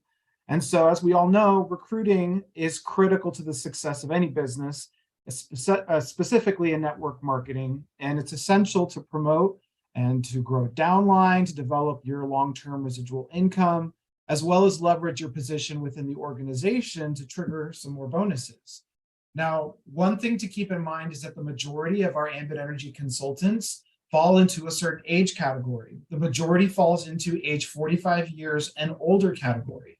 This means that they are part of Gen X or the baby boomer generation. And these generations tend to respond well more toward traditional recruiting methods such as face-to-face meetings or phone calls. However, as we move forward, it's important to understand that each generation has unique characteristics and requires different approaches to recruiting. So a lot of you will remember at Ambition 2022, Jason Dorsey had a keynote speech about the importance of generational marketing. Well, I decided to do some analysis, and after looking at our active consultant data, we found that Gen Z only makes up 17% of our consultants here in Texas and only 6% in our Midwest Northeast markets. Young millennials only make up 23% in Texas and only 14% in our Midwest Northeast markets. So what does that mean for recruiting within Ambit Energy? Well, it means we need to adapt some of our strategies so that we can reach younger generations more effectively. We have untapped sources of potential consultants out there that are just waiting to see the right message from the right person at the right time. So social media platforms like TikTok and Instagram are fantastic tools for reaching younger audiences, but they might not be as effective for older generations. So that being said, we also have to remember we can't ignore our existing consultant base or prospects, many of whom are part of Generation X and the Boomer generation. We need to continue to use traditional recruiting methods that they respond well to. We also need to incorporate new approaches that appeal to younger audiences. So TikTok and Instagram Reels are not just for dancing and lip syncing anymore. And as I'm sure you're going to hear from our wonderful senior marketing manager, Brandon, later on, these platforms are a fantastic way to reach the newer generations and to recruit new talent into our industry. Now, I want you to really think about it. These platforms have millions of active users on them. Their content is designed to be engaging and shareable. With the right approach, you can reach a vast audience and build a strong presence in the digital world. Digital influencers right now are taking the internet by storm, and they're just creating this strong, relatable content. Selling a product for them is as easy as a 1-minute recording now. Developing a large following, though, it's going to take some daily effort and daily content creation. As many of you saw at kickoff this year, Tian Bowie and David Nunez have really leveraged the online platforms of social media to create fun, funny, and relatable content to garner more engagement and thus recruit more consultants into their Ambit businesses. And it's not just about your presence on social media these days. It's also about leveraging the power of artificial intelligence technology. Now, I get to talk about something I'm extremely passionate about right now, and that's where ChatGPT comes in. I'm sure many of you have heard in the news and about this new online-based chat software system called ChatGPT, but you probably don't know what it means. Well, ChatGPT is an AI, artificial intelligence language model that's been trained by OpenAI and stands for Generative Pre-trained Transformer. It refers to the architecture in which ChatGPT uses to understand context and relationships between words in a sentence, and thus creating more words and sentences to create a more coherent and contextually relevant language generation. Now, that was a bunch of fancy lingo and techno jargon, but basically in layman's terms, what it does is it is a language-based computer, and it uses predictable language responses based on open source data on the internet. This artificial intelligence can be extremely valuable for you guys. ChatGPT can help us craft messages that appeal to different generations. Whether we're recruiting new consultants or marketing our services to customers, by leveraging the power of AI right now, we can reach a broader audience and build a successful business that's going to stand the test of time. So one example of using ChatGPT is it can actually simulate human conversation. It can be used to create a virtual recruiter that engages with potential prospects online and answers their questions in real time. This can save a significant amount of time and resources, which can allow you to do and focus your tasks on other things, like spending more time with your family instead of having to talk on a computer to try to recruit. Let AI technology do that for you. Another way that we can leverage AI technology is by using it to analyze and identify potential prospects. So not only ChatGPT is available, there's a ton of new AI features out there. Even Bing by Microsoft is using AI in their systems and in their software. So you can find these algorithms and you can actually analyze data to identify individuals who are most likely to be interested in becoming an Ambit Energy consultant, so that you can rank those people and say, based on this AI data, I know that this person, John, is going to be more likely to join my business than this person, Susan. And this can help you target your recruiting efforts more effectively and improve your overall recruitment success. Now, it's not just about targeting the right people. AI can also be used to personalize your recruitment message. So for an example, by using artificial intelligence, you can actually analyze your prospect's social media activity. Then you can create a personalized message that speaks to their interests and their specific needs. All you'd have to do is copy and paste and let technology do all of the heavy lifting for you. Now, if you get a chance, and if you watch South Park at all, there's an extremely relevant episode in its most current season right now, where the main characters in South Park start using ChatGPT to text their girlfriends. Because of this use of technology, their girlfriends start falling even more in love with them. And they're like, I can't believe it. You're so open and honest with me. And the boyfriends are sitting around playing video games and not paying any attention whatsoever to the text messages. So it all ends up blowing up in the end, but it definitely is a great and humorous way to see how this technology can be used. What's also great is that at the end of the episode, you find out that the episode was written by ChatGPT. So now I know a lot of you might be thinking AI technology, it sounds impersonal, but that's not necessarily the case. By using AI to enhance our recruiting efforts, we can free up more time to focus on building meaningful relationships with these new prospects. The human touch is still extremely crucial when it comes to recruiting, but AI can help us work smarter instead of harder.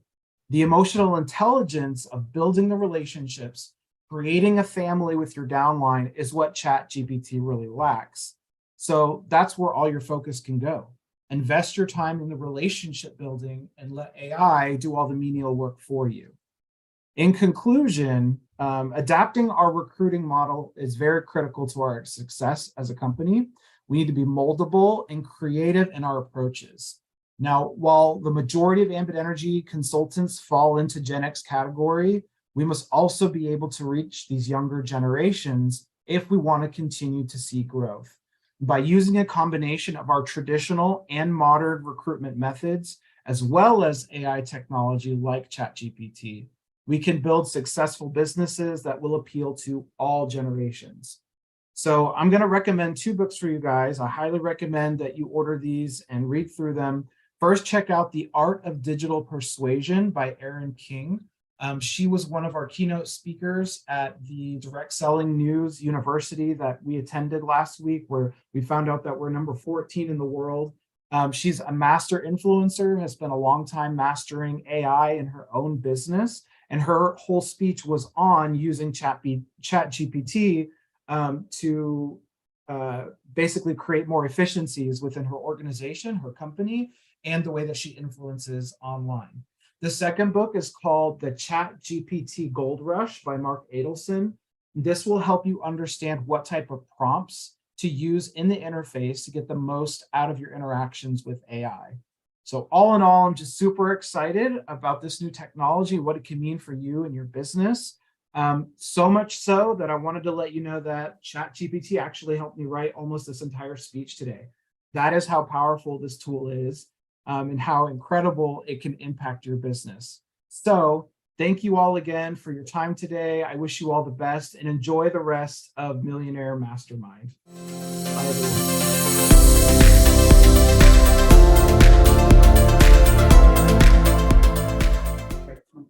Yeah, they got such great accomplishments. Listen, they're a wonderful couple, and we're actually going to be out in their neck of the woods here on May 10th, I think it is. They're putting on a big women's event out there, I believe, in Duncanville. So for all you women that are on the line, make sure you're asking questions about empowered women and how to get involved with that, because it is absolutely exploding around Ambit Energy. So Elizabeth Jimenez and Jose Leon, listen, they're members of the Millionaire Club, national consultants, top 15 commercials, been on multiple 5-star trips, got shout outs, Fast Track EC. I can go on and on and on.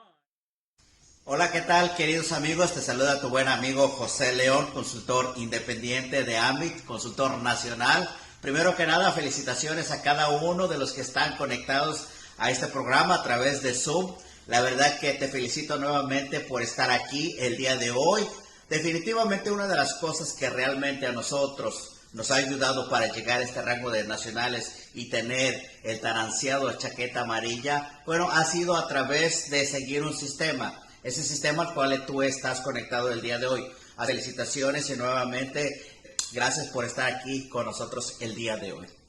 Te saluda tu amiga consultora nacional Elizabeth Jiménez. Quiero darle las gracias a Rosy y a su esposo por hacernos esta atenta invitación y poder compartir un poquito de nosotros. Definitivamente mi esposo era antes el chef, yo limpiaba casas y llegó esta grandiosa oportunidad a nuestras vidas. No teníamos conocimientos de mercadeo en red, sin embargo teníamos un gran sueño, un gran porqué. Lo empezamos a desarrollar, empezamos en lo personal, empecé a invertir en mi crecimiento personal, empecé a involucrarme, a ver a los líderes qué hacían, qué no hacían, conectarnos al sistema como compartió mi esposo. El sistema es precisamente lo que tú estás haciendo ahora, pero hay algo muy importante, no te desconectes del sistema, porque eso es lo que te va a llevar a aprender más de lo que necesitas para esos extraordinarios resultados.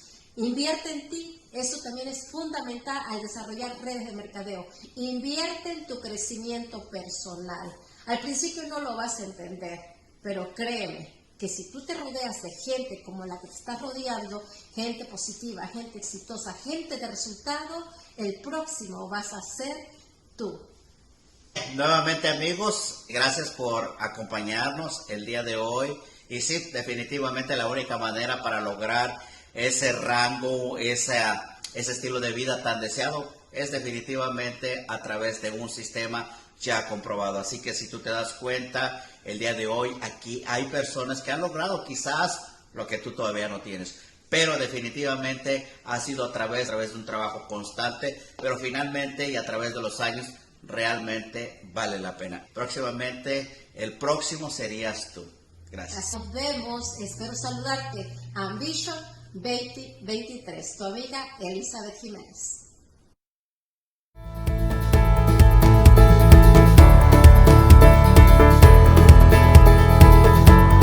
Without further ado, I'm going to go ahead and bring on Tiffany Owen. She's going to talk about overcoming life's challenges. And like I said, she's top 50, top 10, came in 2006, fast track to every level. So she knows some stuff. So I appreciate the introduction, and I'm going to go ahead and share my screen with you.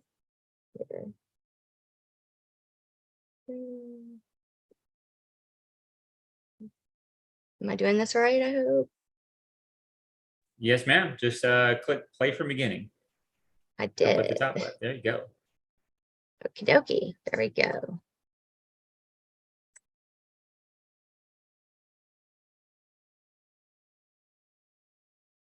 Okay, guys, I'm so excited to be here. I kind of love this training more than anything because my life has been a series of life's challenges, especially through my Ambit business. I'm an original consultant, a founding consultant with Ambit. I've been with them, I guess, coming on 17 years. I've had ups and downs through my life, and I've had great successes and great challenges. And I'm hoping today I can help you make it through some of those challenges that your life may present to you one day. So thank y'all so much for having me, and I'm going to get going here and tell you about mine. Sometimes life is just going to throw you curveballs. I mean, you just can't avoid it. No matter what happens, things happen. Hopefully none of them are happening to you right at this moment in time. But when I joined Ambit and got started in 2006, I was excited and eager to join my business. I got going, went through some of these major changes in life that I'm going to talk to you about. Like sometimes people go through, changes in marital status. I happened to do that within 6 months of my Ambit business.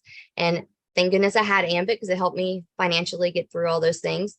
And that can happen if you get married or divorced. I mean, you may have something happen that makes you change in your life. It throws you a little bit of curveball, so you don't necessarily know how you're going to move forward. But Ambit is a great business to have because you have it to lean back on.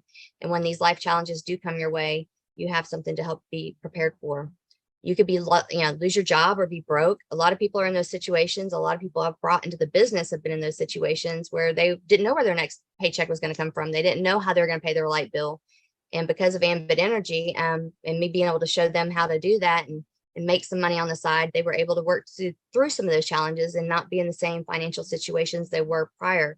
I mean, they may have a, college to pay for, new cars, like with kids, you never know. I mean, there's always challenges in everybody's life, and some of them are just worse than others, but you conquer them, and Ambit will really help you with the team you build can change your life. And an example of that for me was in 2009, I built my Ambit business from 2006 to 9. I worked really hard. I built a great team. I'd never dreamed in a million years I would have any kind of health issues in my life, because I was very healthy. And I woke up in 2009 and realized I couldn't walk. So I literally, called my parents to come. My dad came and got me, picked me up. He carried me, put me in the car and took me to the hospital. And after, a couple of days of testing, they found out I had systemic lupus. And I had never even been sick, so I had no idea where this came from. It really made my life change overnight. I was a single mother at the time of a 3-year-old little girl, and I barely could get around. And so all of a sudden my entire life changed. But because I had made the decision to join Ambit in 2006 and start my business and work hard, I was able to keep my home, take care of my daughter, and take care of my family, and didn't have my utilities cut off because I had worked hard. So what I always tell people is you don't know when things may come your way that may really put a life challenge in your, really challenge you to survive even. Because I had Ambit, I was able to keep together my whole life and my family. And so it took me a couple years to get really well. And after that, I was able to move forward and conquered, the world. So I was able to do a lot of fun things with Ambit and build a bigger team and continue on. But, other challenges that can happen to you are a loss of a loved one, or disaster. I've been at events at Ambit when people's houses were hit with hurricanes. Terrible. Come home to flooded homes. I came home from one event to 12 trees down on my house. And it was just crazy. It was just happened to be one of those Texas hurricanes that happen all the time. And you just work through it, and because you have Ambit, sometimes even if you don't have power, you still are making money every month, and that really helps in those months you can't work. So a lot of people are a lot too busy and overwhelmed. When I started Ambit, I actually owned my own company, and I was one of those people that did not have time for anything. But they said you can save money on electricity, and I thought that makes sense. Who doesn't want to save money? Because I'm very frugal, so I definitely jumped on that. So you can get those busy people just by helping them save money, and also usually the busier people are the ones you want on your team anyway. So, Ambit can help, and it really is the perfect business plan. And the reason I say that is because if you sit down and you make a list of your goals and like what you really, really want, when these life changes happen to you and these challenges happen to you, you will have a plan in place that you can actually achieve and work through those challenges. So if you decide Ambit is your, your vehicle you want to use to build your business, you can make goals and set them. You can start earning money and residual income to help get you there. And the one beautiful thing about Ambit is you're not alone. A lot of people, when they go through these life challenges, they feel alone. They don't have anyone to turn to help them. They may have changes in their, like I said, family, friends, lose loved ones. But with a team of Ambit people, it's such a wide variety of wonderful people in our business that literally help each other. That's what we do. We're there for each other every day. I have made so many friends that have been really almost like half my lifelong friends since I've been in the journey, and they help you. And I always say that, we're here to help put our hands out to help other people and lift them up. So that's the beautiful thing about Ambit, and we can all help each other.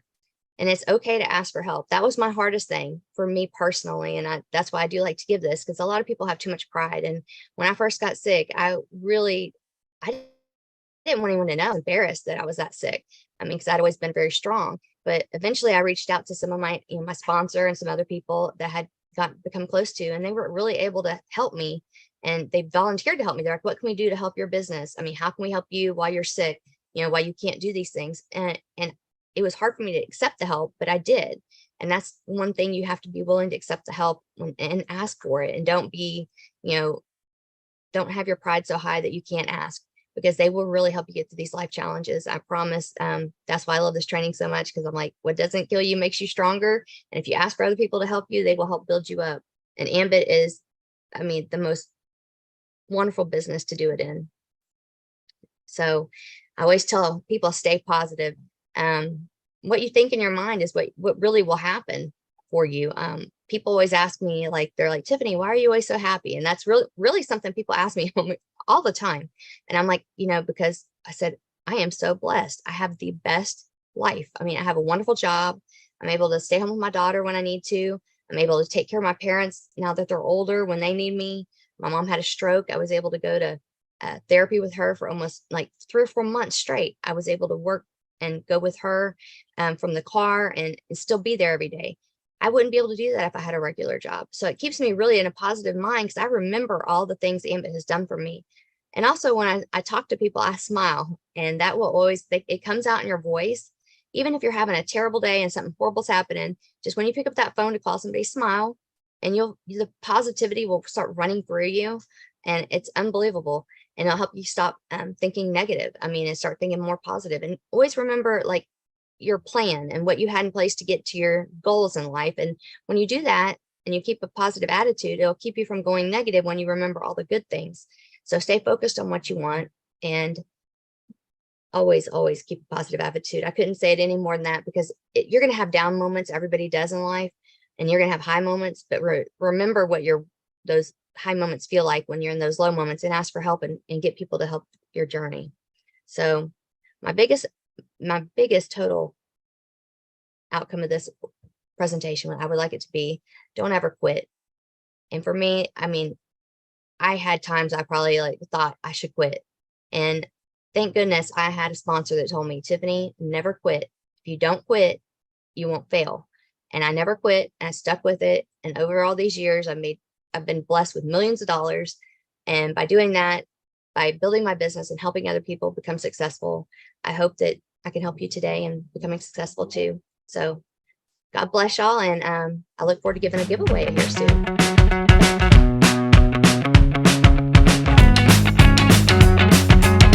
Go ahead and move on to the next speaker.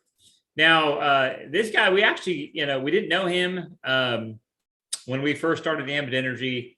But this guy is an absolutely incredible leader. He's, I call him, it's a fountain of knowledge. This guy knows more than most people do about network marketing. He is a millionaire in Ambit Energy. He lives right here in the greater Houston area, and he is going to talk about a fantastic subject. So make sure you guys take notes on this one, because this is the key. This is part of the key to you getting from where you're at to where you want to be, not just in Ambit, but anything in life. So with that being said, a national consultant, $1 Million Club, Lane Winsett, come on, bring it on.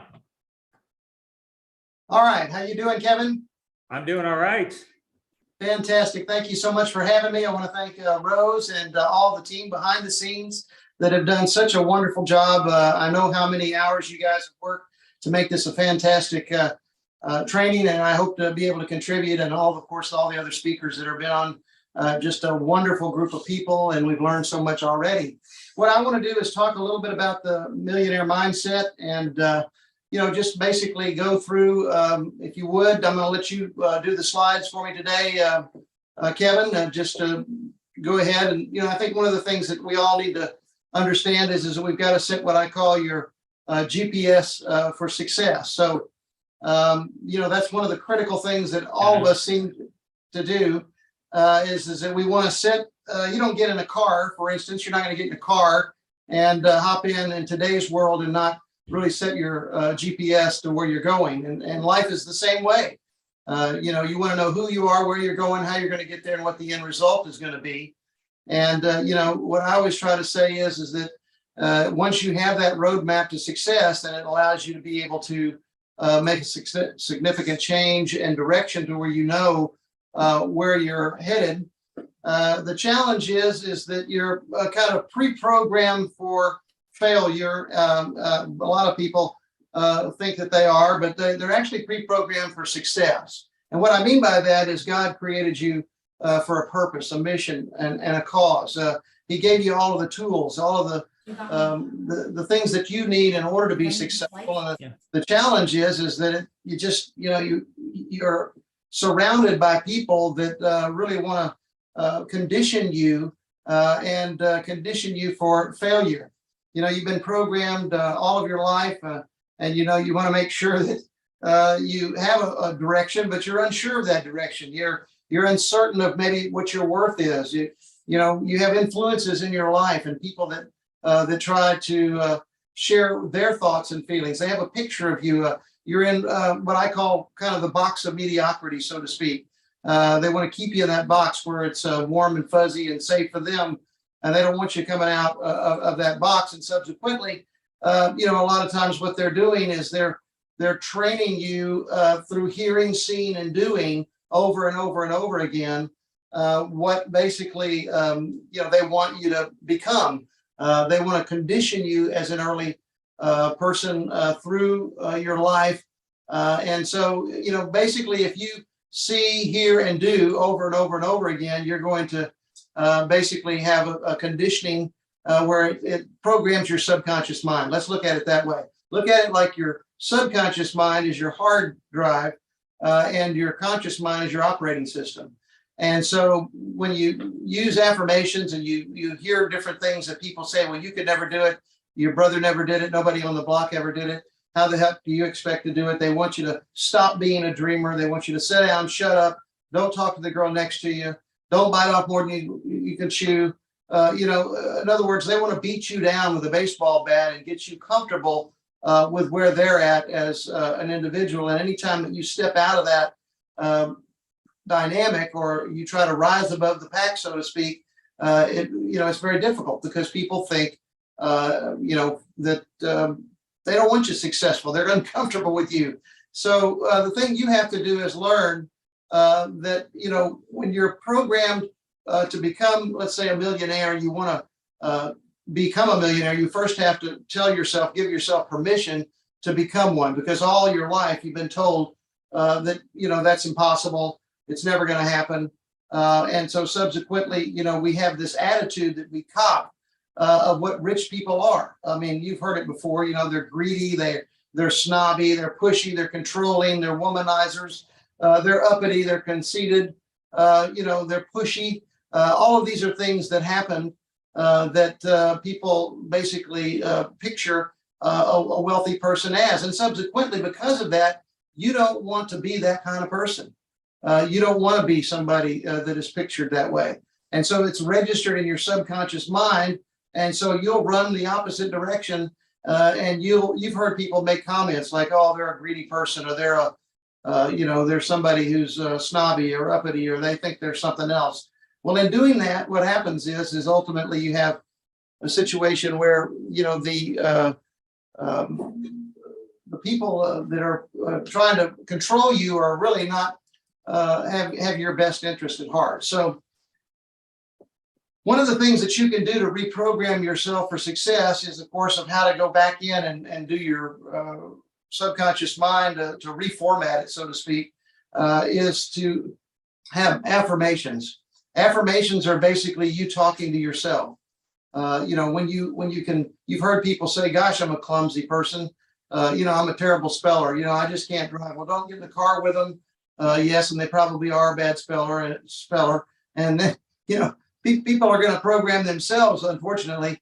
And so what you have to do is garbage in, garbage out. You got to go in and reformat your hard drive to be successful. And in doing so, you're going to open that door of prosperity. You're going to start to say and use affirmations, which are basically your way of being able to pre-program yourself for success. And it's important that you do it every day.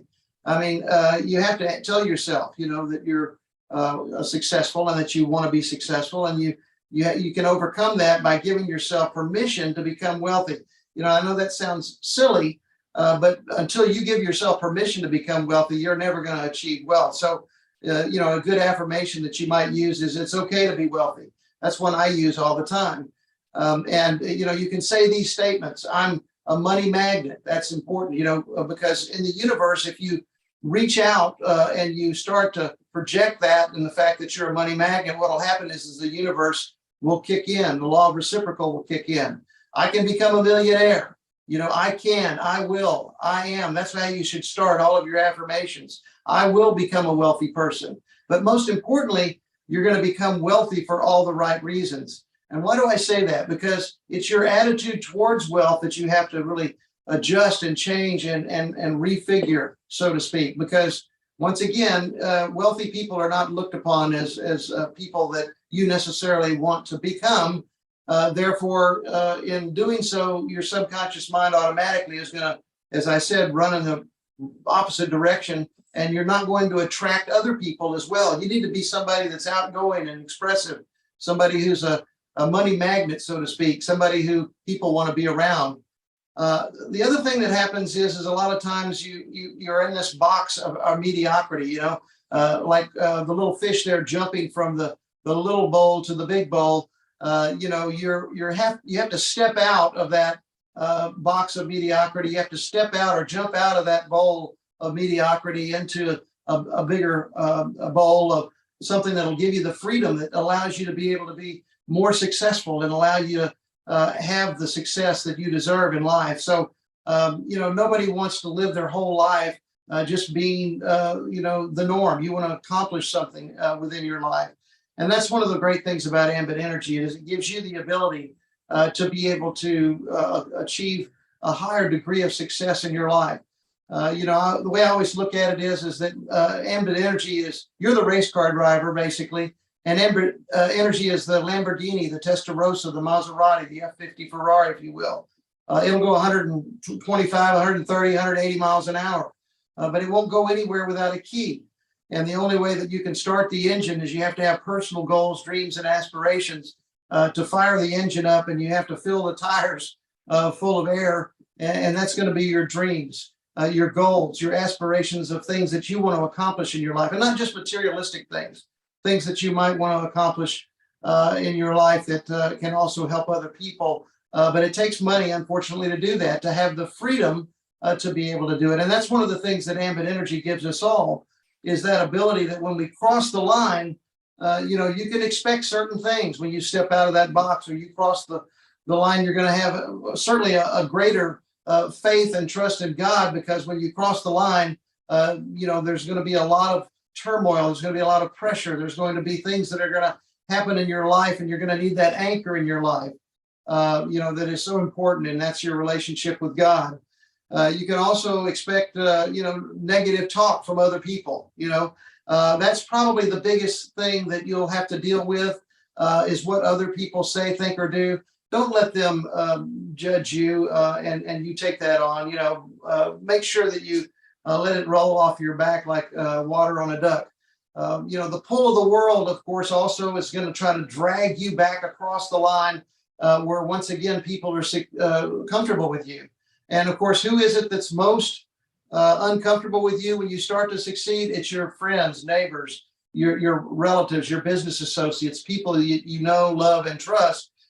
They have that 8x10 glossy of you of who you are and a picture of you of what your success is. And you have to be able to have the self-confidence, the enthusiasm, the self-worth to be able to let yourself be okay with being wealthy, knowing that with that wealth is going to come the ability for you to have the freedom and then to go out and change the world and use that wealth to be very, very successful in helping leave your mark or your destiny really on the planet.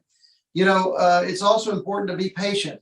You know, there's a saying, you know, you have to have the progressive success of the realization of your worthwhile predetermined goals. What that means really is, more than anything, is that it takes time in order for you to become successful. It's not a Nestle's quick, you know, put in the and become an instant millionaire, so to speak. You're going to have to give it time.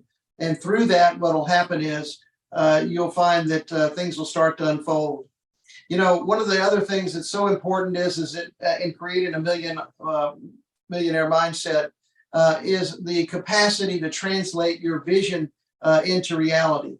Once you visualize really kind of, as I said before, who you are, where you're going, how you're going to get there, and what the end result's going to be, and you set that GPS coordinates by setting personal goals, writing those goals down, and then acting on those goals and taking charge of your destiny, what you'll find is that you'll be extremely successful and you'll be able to accomplish the things that you want to accomplish in life. You know, there's a saying, whatever you vividly imagine ardently desire, sincerely believe, and enthusiastically act upon must inevitably come to pass.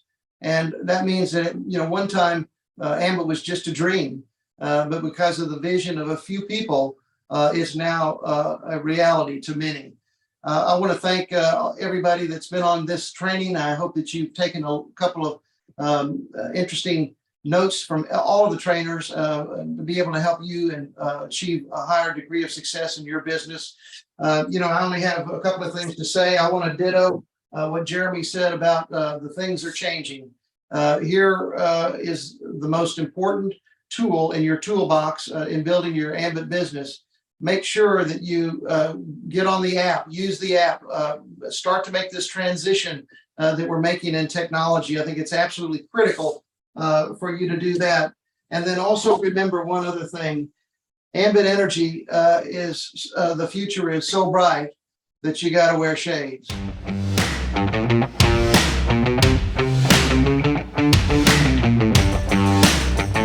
So I'm gonna turn this over to her. She's gonna talk about one of, I think, the most interesting subjects today that everyone needs to learn about.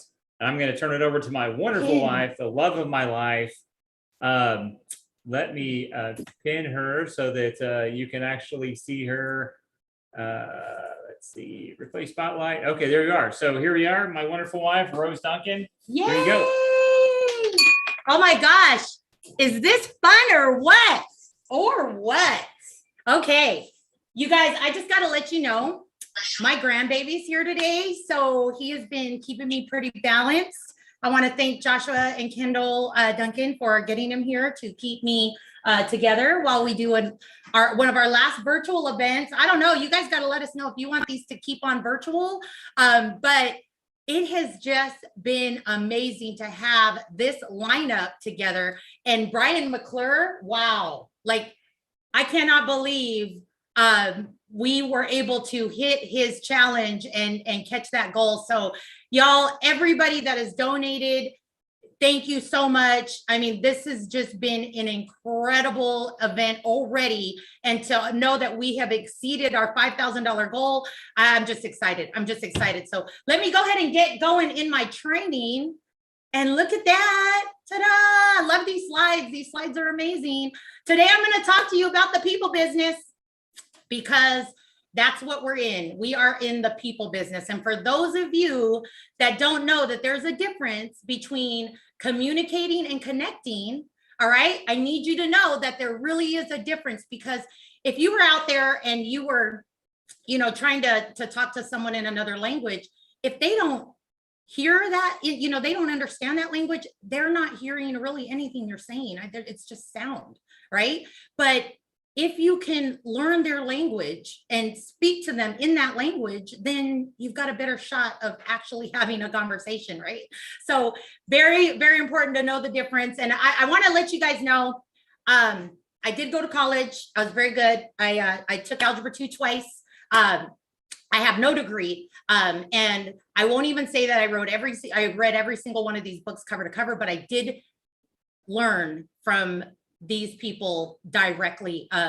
All of them gave me something very valuable that I kept with me. And so what I'm going to do is I'm going to pass it on to you.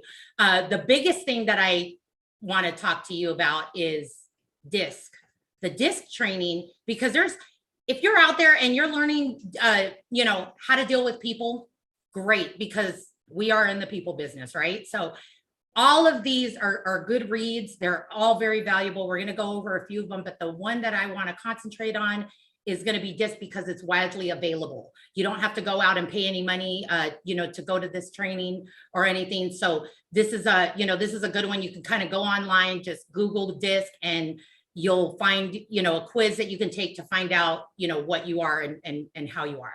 Okay. Now, best exercise we can do to kind of understand this is in 2 words. How would you describe, how would somebody else describe you? Okay, just in 2 words. Is it direct and demanding, inspirational and impulsive, stable and sensitive, careful and calculating? Think of what they're saying about you, and just know that those words kind of line up with the DISC system. And I like this slide the most because it's in the shape of a disc. So it kind of makes sense to me now. And also know that, these are just some of the D words for the, for the dominant trait that's there in red. Okay. Direct, decisive, doer, domineering, demanding. Those are, some of the not so great things about them. Okay. And then the C, which is the blue right here in the bottom corner here. And C stands for compliant. And that's cautious, careful, conscientious. Some of the things that aren't so great about them, maybe they're calculating and condescending, in your opinion, right? In your opinion. S is for steadiness. This is basically my husband right here. Stable, supportive, sincere. Maybe he might be slow and sensitive sometimes, but gosh darn it, he's got patience, right? And then the I is for influential. This is Julia. I like this. Inspirational, interactive, interesting, impulsive, and irritating. You'll like her later. Hey, she comes in loud, but she comes in strong, right? Love her. So listen, this is one of the things that I love about this, because if you didn't know Emerson real well, okay, Emerson is this blue right here, the compliant. He is by the rules, but opposites attract. Because if you could guess, okay, if Emerson is here, the C, and he's in love with Julie up there, which is the influential, and Kevin's down here with steady, well, what does that make me? That makes me the dominant. Not really, okay? My husband tells me what to do, but I'm just saying opposites attract. And because we don't make sense together, we make perfect sense together because we balance each other. Now, you guys are trying to figure out what you might be, and that's fine. I want you to know that you're a combination of all of it, all right? We just might have one of these characteristic types further of who we are. And so we're going to kind of go over all of them today, so you can learn what I know so far. And like I said, I'm not a teacher, but gosh darn it, I'm gonna train you on this because I love it. It's my jam. All right. So first we're gonna talk about the D's. D's, their color is red. Red because they love the red carpet. Think of action, think of fire. These folks are hot, right? These are like the tamales of the world. And the timing is usually about 15 minutes late. Okay. They're usually about 15 minutes late. If you understand they're getting ready and they want to make their entrance, okay? But you can hear them coming before you see them coming, all right? And when they get to the party, they feel like they are the party. They come in, their handshake is very animated. It's like a fist bump, and then and then an explosion, or it's a high five, and they just holla, right? And then they're just so animated that they just they just move about the room just like craziness, okay? And their punctuation, if you notice, I've got a punctuation in the visual there. Their punctuation is an exclamation mark because they're just so overexcited. Okay, they love debate. They talk loud. Everything's just right. So exclamation is a good way to describe their punctuation. And a good car would be a little red Corvette because they can go from 0 to 60 in like a second. All right, they're really, really fast.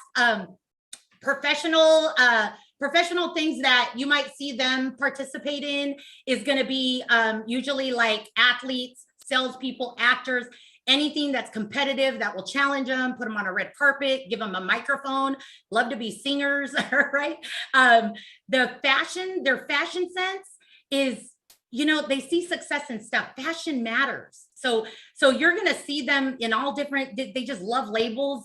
They love brands, flashy and fancy is fantastic. I know that when, I'm looking at someone, I'm actually looking at all of them, right? And and I get it, I get attracted to stuff. So, a way to get them interested in your business is by talking to them about the unlimited income. All right, that they can win trips. They can be their own boss. Okay, they really appreciate the compensation plan and recognition program. Okay, they really want to win. So it's real important to have them in your business because they will race to the top in just trying to get there. Okay, they think get things done fast is the way to go. And better, done is just better than perfect.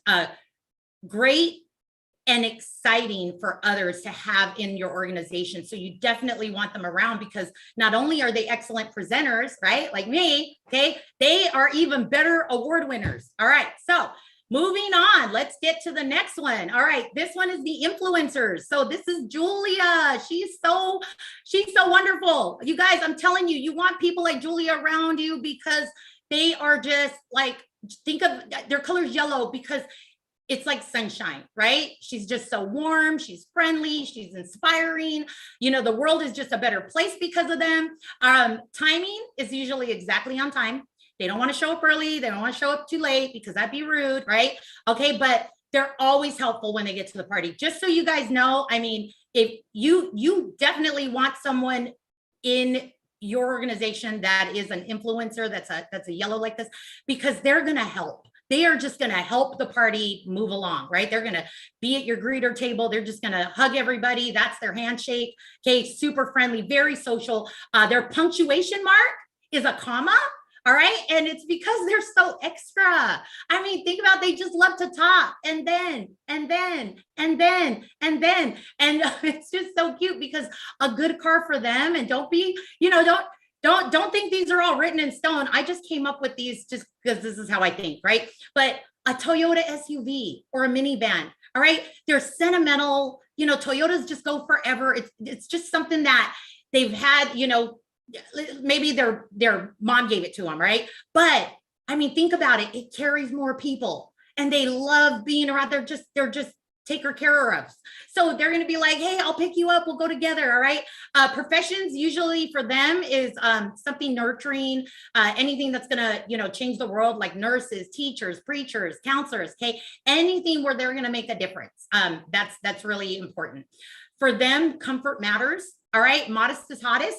You're never going to really see an influencer running around in a string bikini. It's just not nice for them to, you know, make people feel uncomfortable. So they're very, very conscientious, but doesn't mean they're not able to. They could if they wanted to, but what really matters to them when they're buying things often is it a vegan product? You know, no harm came to animals. I want to make sure that these are, you know, this is a good brand because, you know, it supports local businesses, things like that. All right.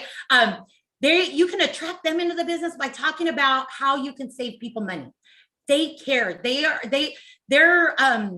Their draw points would be like the TLC program, all right? And the money back guarantee. Those are great features for them to push. They are important to have in your business because they have relationships that go all the way back to grade school, all right? People trust them. They're great at motivating others. They're cheerleaders. I mean, they're in your corner, and they are just excellent recruiters, but even better team builders, okay? People want to be around these folks. So moving on, okay, to the S, the steadiness. All right, this is Kevin. This is my husband. He's super duper smart. His color is green. All right. I want you to think of Excel spreadsheets. Those are green. All right. Green energy. Somebody invented that. That was extra smart, right? Their timing is usually a no-show. All right. Because a party is just not an efficient use of their time. They're too busy thinking. Okay. They're making the world advance. So, hanging out at a party is just not something they're willing to do. Okay. But they know how to party if you can get them to open up to you, right? And get them interested and get them involved. All right. Their handshake is usually just like a fist bump. Don't really touch me. Maybe a slight wave or a head nod. They rather not touch others, right? Punctuation is a question mark. All right. Because they want answers. They're just always asking. Good car for them, a Tesla. All right. Electronic cars are innovative. They embrace technology. They dig gadgets. Okay. Professions are usually smarty pants stuff, right? Computer geeks, programmers, gamers, engineers, IT pros, scientists, technicians, analysts. They just love data, right? Functionality matters when it comes to fashion. Okay. When they just dress shirt, pants, shoes. All right. If they find something that they like, they're going to buy it in every color. All right. What works is what works. And so you can attract them into your business by talking to them about the future of our company. All right. Expanding new markets. The fact that Lubbock is being included is just amazing to them. They're real excited about products and updates. Fun fact, our systems are designed to go global, right? So that really spoke to my husband when he found out that. He was just like, wow. When we had gotten in, we were in 3 states, and now look at where we're at. We're like, oh my gosh, okay. They are important to have in your business because they definitely bring credibility and logic to the table.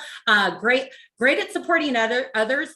They are excellent researchers and strategic planners. All right. Like I said, okay, they are going to make us look like brainiacs. All right. Now, the next one, all right, the next one is compliance. All right. So their color is blue. All right. And blue, because if you think of blueprint, you know, the plan, right? Okay. They follow the plan. They have a respect for authority. Timing is usually about 15 minutes early. Okay. Because if you're on time, you're late. That's how they think about it. Okay. They show up first and they leave first. Okay. They wanted to make sure that everything was going according to plan. They probably helped you plan the party. All right. So handshake for them is usually just kind of a firm, solid, serious handshake. This is Emerson, y'all. It's so funny because when I met him the first time, I really like, he just, you know, he was judging me. That's okay. I was like, Emerson, again, you'll like me later, man. Okay. And so a good card to describe them is like a BMW, you know, something that just shows their hard work is paid off. They earned it. Professions around them are usually just running things, you know, boss, director, lawyers, executives, managers. They are just the professionals of the world. They dress to impress. Okay. Polished, impressed. They always look good, you know, not because they're trying to be flashy and fancy, but because they just are presentable at all times. All right. You gotta dress successful if you want to be successful is a good motto for them. 3-piece suits. Nothing says I'm better than you than nicer shoes, right, Emerson? All right. And then track them into your business by talking to them about the proven system. All right. They appreciate a productive meeting. So come prepared, put stuff in a folder. It's really nice when they sit down and it looks intentional. All right. Accolades and accomplishments of our company are fantastic to know about. The fact that we were a, #1 in the Inc. 500 in 2010, that's a very high point for them because they do follow the Fortune 500. They strive for excellence in everything that they do. They are important to have in your business because they get things done and they get things done right. All right. They're going to inspire others. They are excellent trainers and amazing business builders. Okay. So moving along, that's DISC in a nutshell. All right. Now, all of the ones that I just went over one, y'all, but I've learned so many along the way. Bank was one of them. This one was real expensive to kind of learn and study, but I started to notice they're all pretty much the same. They cover 4 personality types. Even the ones that say they have 16 fall into 4, categories that, they're subcategories of the main category. So it's really just 4. But if you guys were at the Ambition where I got to open on a Saturday, oh my goodness. Okay. Knowing about people is so valuable. And one of the things that we all know about is if we're an extrovert or an introvert. Okay. But did you know that there's an ambivert? An ambivert, and that's so easy to remember because it's ambivert, right? Perfect stuff. It's when you're basically a bit of both. All right. And that's all. That's just really good stuff. So make sure you look it up. I'm just kind of flying through these slides, I know, but this one is super, super special to me because I've got 5 kids from the same guy on purpose, y'all. And the 5 love languages is pretty much all of my kids. Okay, so here we are, acts of service. Okay, and acts of service would be my daughter Jasmine. All right, whenever she's in trouble, she's like, Mom, do you want me to do anything? I can clean your room. You want me to cook dinner? I mean, she just knows that acts of service is also my love language. So it's really easy for her to help me out and for me to accept her help because she speaks my same language, right? And so the receiving gifts, that would be my daughter, Jenna. So Jenna, I figured out her love language was gifts because every time I came back from a trip, she's like, what'd you get me? What'd you bring me? What do you have for me? And so she saw love in tangible stuff, right? So, I mean, it didn't matter if I just handed her a flower, you know, that I picked up on my trip. She's just like so happy I brought her back something. So some of your consultants might be, you know, might be love language gifts, right? And then there's the quality time. And the quality time is my son, Jaden. Oh my gosh, I knew his was quality time because I remember, you know, when I would go to, you know, meetings and business presentations, and he's like, Mom, you should really start taking me to these things, you know, so we can spend time. And he would ask me, you know, when are we going to go camping? When are you going to watch me do Minecraft? When are you going to, you know, and it's always about time. He just wanted us to spend time with him. And words of affirmation, that's my son, Justin, 100%. My God, that kid was a straight A student his whole life. He was the perfect big brother to all my children. I mean, he actually used to sit there and do all of the first day of school emergency sign up things. And then all I had to do was sign my name on him, right? And I had to just tell him, Justin, you're awesome. You know, great job on good grades. Again, you're wonderful, you're handsome, you're amazing, right? He just needed to hear it, because if he hears it, then he knows that you love him. All right. And then physical touch. Physical touch in the workplace is different than physical touch in your family. Like, just saying, maybe it's just got to be a high five. Maybe it's just got to be, you know, a handshake to, you know, just something. My son, Joshua, his is physical touch. In fact, you know, a hug goes a long way with Joshua, but the big thing that we started to realize that physical touch was his love language is he wanted to sleep with a weighted blanket. You know, I thought that was interesting, and not everybody, you know, can kind of understand how do you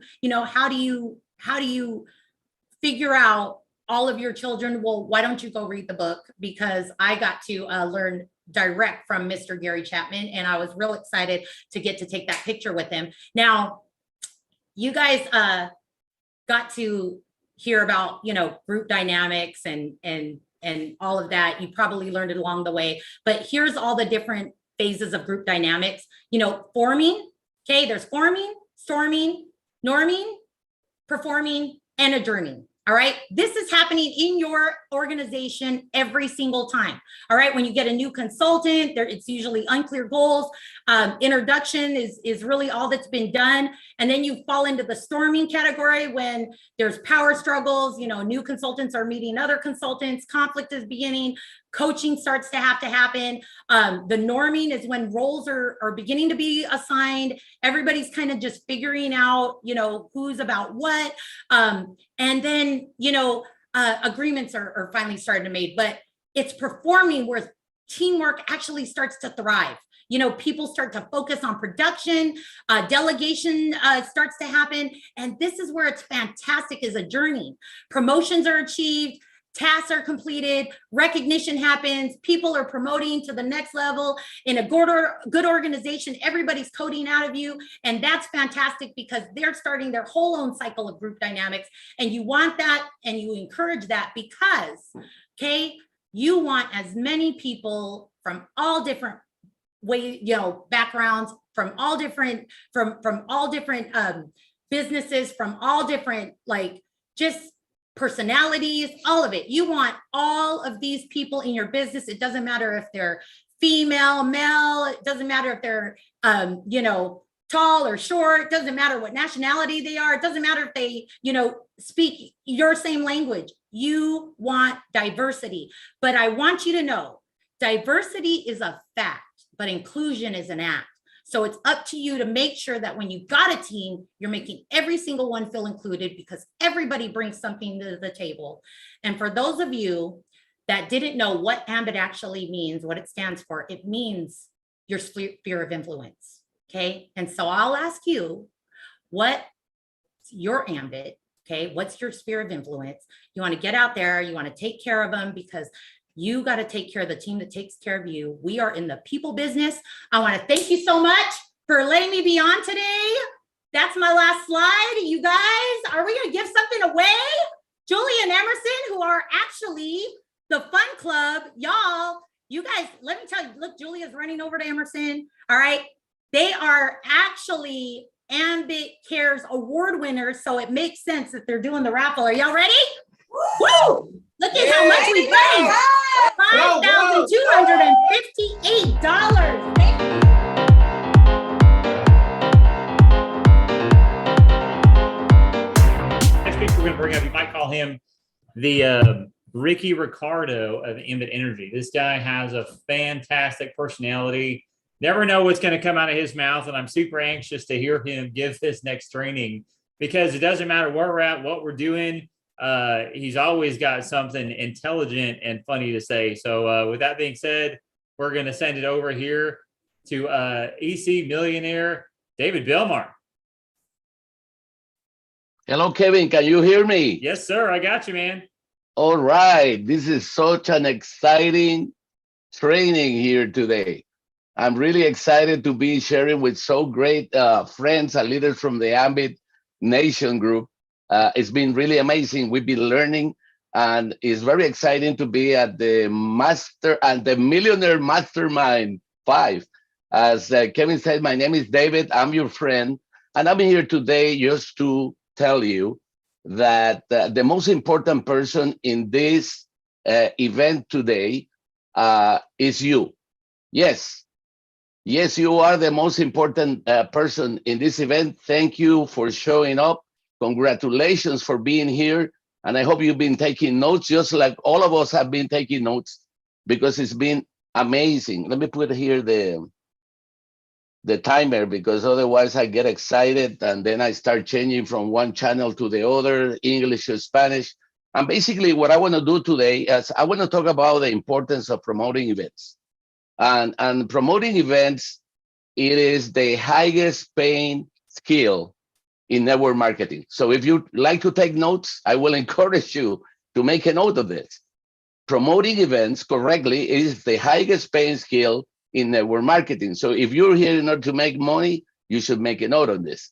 Now, when I first was introduced to this business, I was not looking for anything. Hey, I didn't have the time. Yes. We don't see your slides, sir. Are you sharing your screen? No, not yet. Not yet. I'll get to that. Rose, don't yell at me in front of all these people. I get embarrassed. Do you hear me? Okay, so I was telling you that at the beginning, when I was introduced to this business, I was not looking. I didn't have the time. I didn't even live here in the States. So what I did was, because of a friend of mine invited me. I invited my beautiful wife to take a little trip with me to Texas. Okay, so you want to put in perspective that if we're going to be talking about promoting events, this is the highest paying skill in Ambit, that you should make a note of this. Okay, let me share the screen here real quick.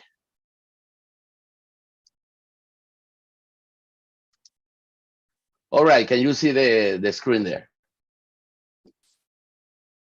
Excellent.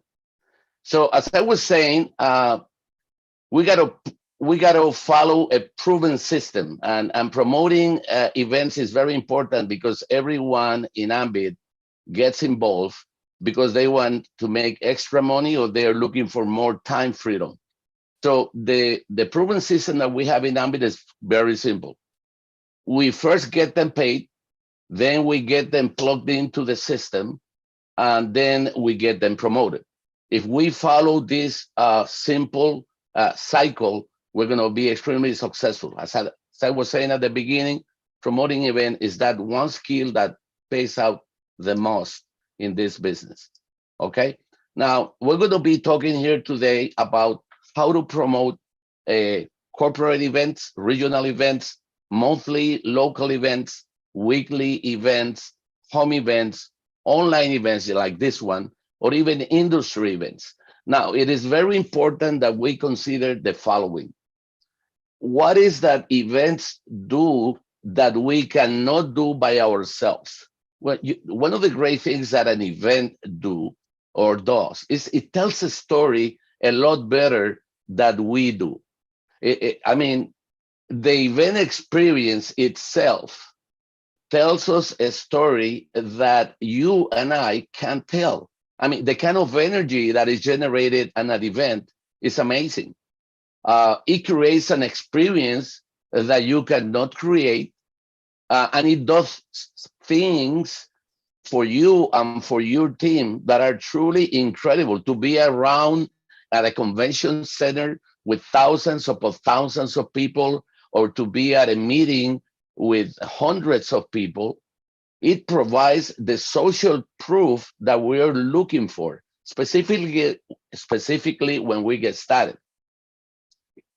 Not only provides the social proof, but people that are participating see so much success around themselves, around the event, people being engaged, that is, it is obvious that this is working. And what this does for all of us is that it will create that belief that is so necessary in people at the beginning in this business. Some of the great things that happen in these events, not only at the big corporate events, but at all kind of events, it will develop relationships.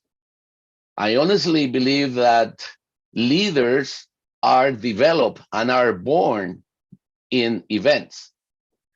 As a matter of fact, every major decision that my wife and I took in this business along the years was made at an event.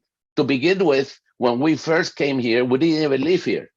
We saw an event where Brian McClure and Carlos Marin were doing a power trip, and we realized that there was money to be made, that there was freedom that could be achieved. And as a result of that, we made a decision, even without living here, that we will make it happen somehow. We didn't know how we were going to make it happen, but we made the decision. So every major decision that we have made, we made it at an event.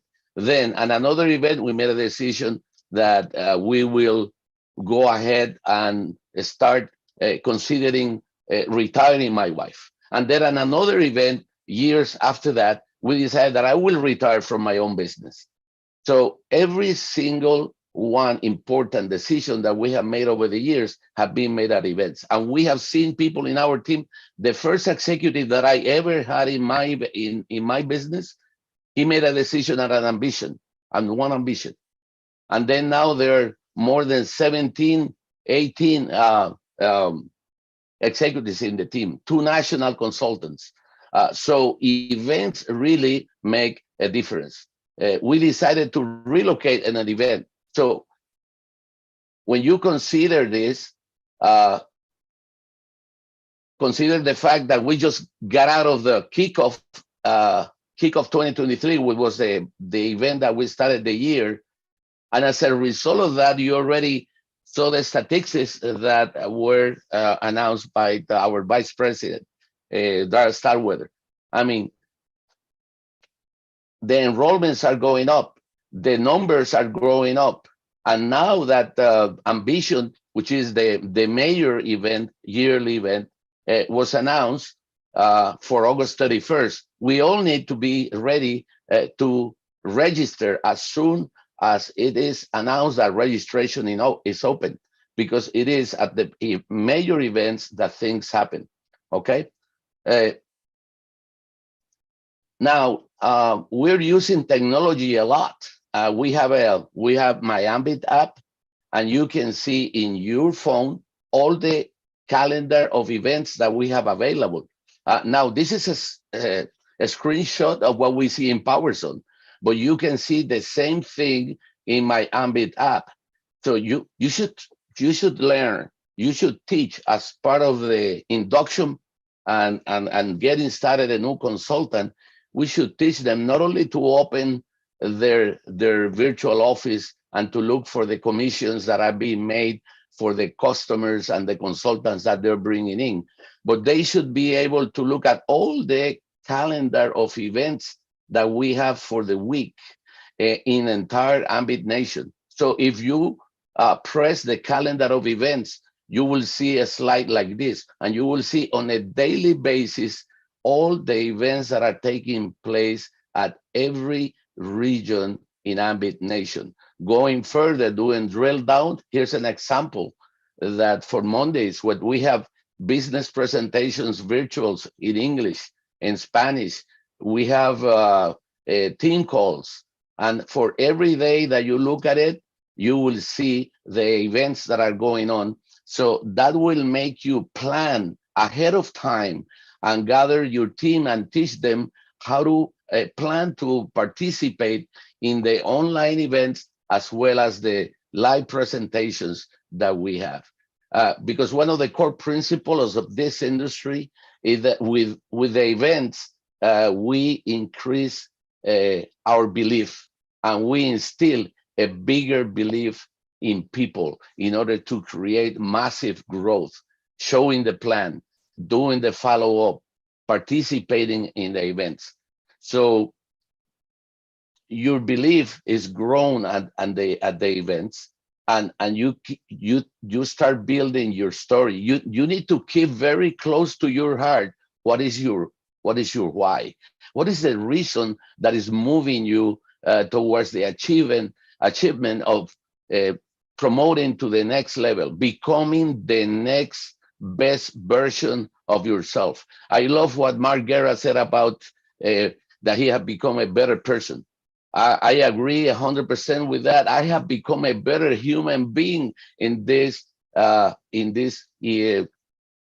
company with Ambit Energy and participating in events and participating in this camaraderie and this network marketing industry, which is quite different from corporate America, where I used to spend more than 35 years.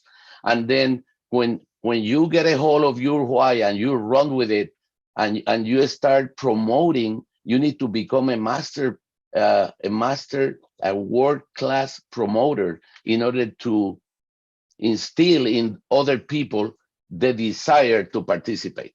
Okay, so through repetition, you're going to be able to become a problem solver, because people will give you a lot of excuses like the one you're seeing in the screen.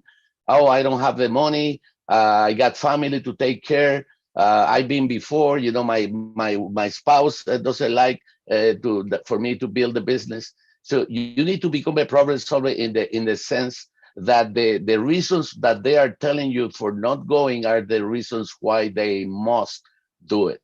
So this is basically what I think. I don't tell them in their face, but basically I act in such a way what the reason why they can't is what they must. Because if they don't have the time to go to the events, when are they going to have the time to enjoy their life? When they become older, it's not going to happen. So in order to become a world-class promoter, you first of all, you need to make a decision. You need to set a goal. You need to make a commitment. You got to set the expectations for yourself, and you got to set the expectations for your team. And there you can use peer pressure in a positive way. You can make inclusive groups of those people that are already registered for the next event. You can recognize people publicly for being registered, for participating. You can create campaigns. You can create a Facebook page, a contest like Maxud Mir was saying, in order to increase the customer gathering and provide incentives that will move people. Okay, if you do all of this, eventually we will be celebrating your success the same way that our success was celebrated back in 2019 at the convention center. So in closing, I just want to tell you that at the beginning, I told you that I was here to tell you that you are the most important person that is here today. So now in going out, I just want to tell you that the world needs your story to be complete. The world wants to hear your story. So go out there, make it happen, become a world-class promoter, and build your business from event to event. Let the speakers from the stage, virtually or in person, help you build your business so that you can achieve all your dreams and live your best life ever. So, are we ready to give away something?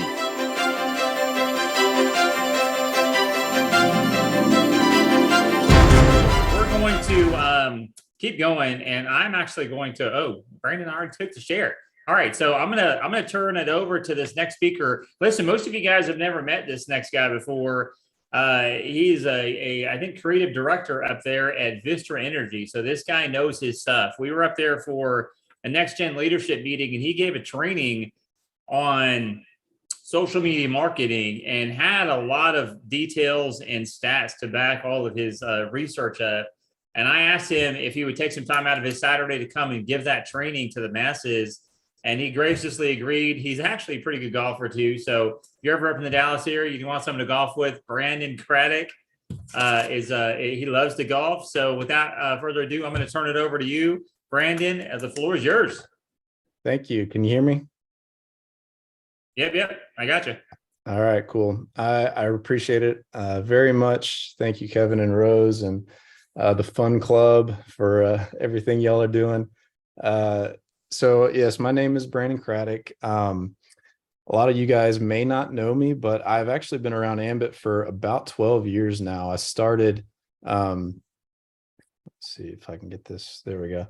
I started as a graphic designer, and the roles have kind of evolved over the years, but now manage our creative team, and we handle the videos, the ambition theming, that sort of stuff, and just recently started really taking on more of our social work. So that's really what I wanted to talk to you guys about today. And really where I wanted to start was kind of the difference between social selling and social marketing. And I think these words get interchanged a lot, and they kind of can mean the same things, but really the way I want to differentiate it is social marketing as being this one-sided relationship online. So you say, hey, buy this from me, and you sit back and you hope that they buy it. But really where I think we need to be, our mindset needs to be on social media is this two-sided relationship, building a relationship, nurturing our prospects, engaging and adding value to their feed.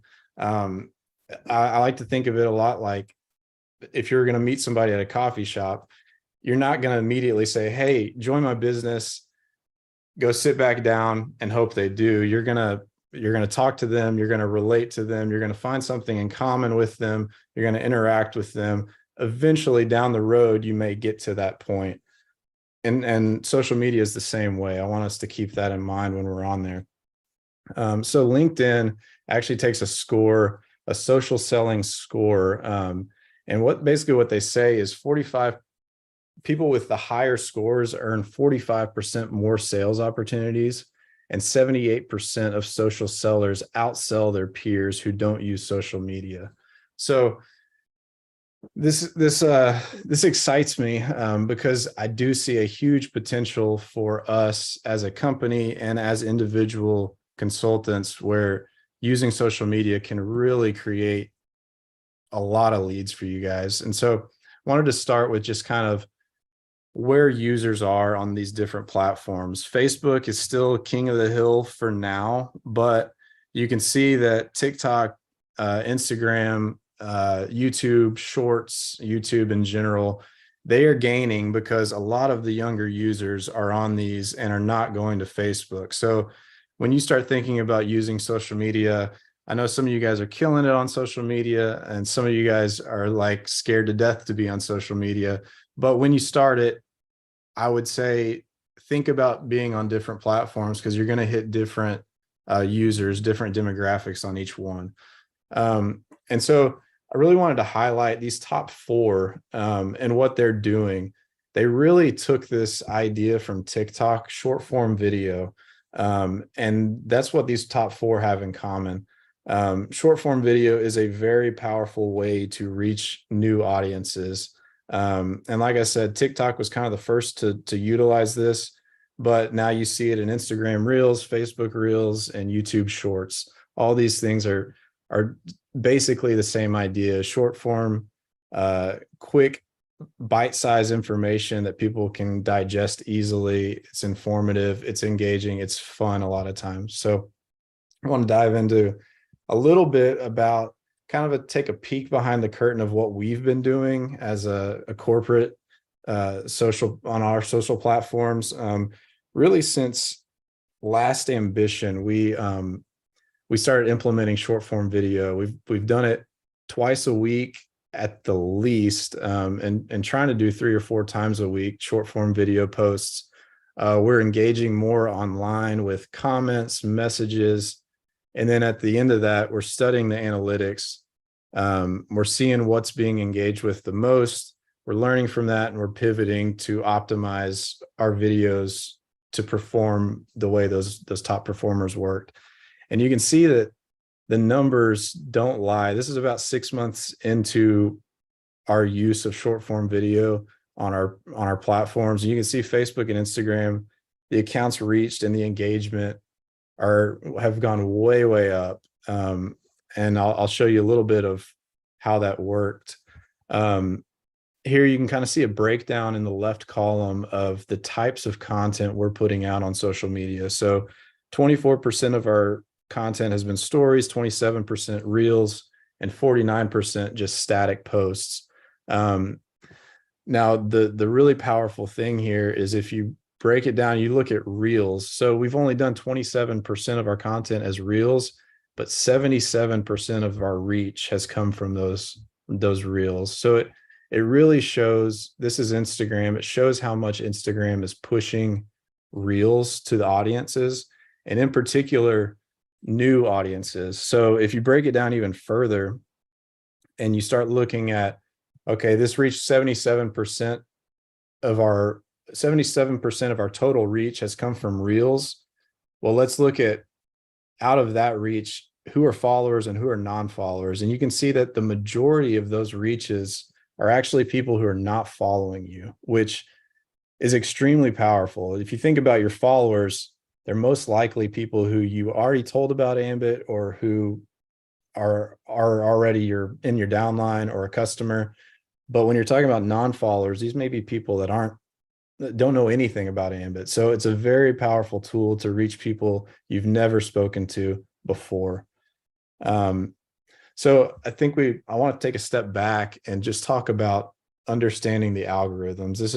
It's a very complicated thing that I don't fully understand, but there are a few things about the algorithms with TikTok and Instagram, Facebook, that you have to understand to really understand the type of content we should be putting out.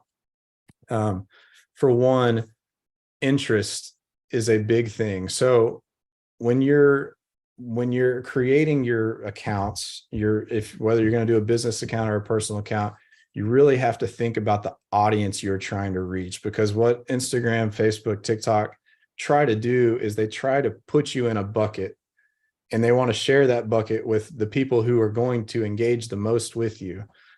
So when you're creating content, think about the audience that you want to reach and really cater your content to that audience. Second, relationships. So the algorithm is going to push to more accounts who you engage with and their followers. So think about building relationships outside of the people you're following or maybe following you. Go and branch out to other accounts, DM people, comment, like, share on other accounts, because that algorithm is going to see these accounts you're engaging with and possibly push them further than your reach is already. The third thing is timeliness. It really favors new content over old content. And so really what this means is post frequently and stay consistent with it. We've seen on our posts that really like 2 or 3 days after you put out a reel, it's going to drop dramatically. So you want to capture as many people as you can that first 3 days. But to do that, you got to just keep pushing content, because you got 2 or 3 days to get something else out there. Popularity. So it considers the popularity engagement of a post among your network of friends and followers. So basically what this is saying is the more likes, the more comments, the more shares, the more saves, the more the algorithm is going to push it, the more popular it sees it. And the end goal for Instagram, TikTok, any of these, the end goal is to keep the user on their platform. And so it is going to only feed you stuff that other people like. So it's important to think about, as we go to the next one, the shareable content. Really the two biggest factors in algorithm ranking are how-tos are shares and saves. And a good way to get shares and saves are doing how-tos or lists, really becoming that knowledgeable expert in the audience that you're looking for. Because what you're doing is, if you can get more saves, more shares, the algorithm's going to say, okay, people are liking this. I'm going to share it with more people so that we can keep them on our platform. Okay, so I wanted to jump in. There's a lot of high level stuff here. I wanted to really try to get to where I could show you some examples, some actual examples of ways we can do this. There's 3 types of contents you can focus on when you're trying to create content. And you can really put everything in these 3 buckets, and it will add value to your followers' feeds. So the first one is nurturing. So it's kind of what we talked about just a minute ago with how-tos and lists. Really, you're going to be the expert in your field. People look on these platforms for people who know what they're talking about. So think about doing how-tos and lists. I was going to show one example of one we did. It's very short, but it was actually one of our most shared reels, just because it's easily digestible. You know, it's not the same as it was.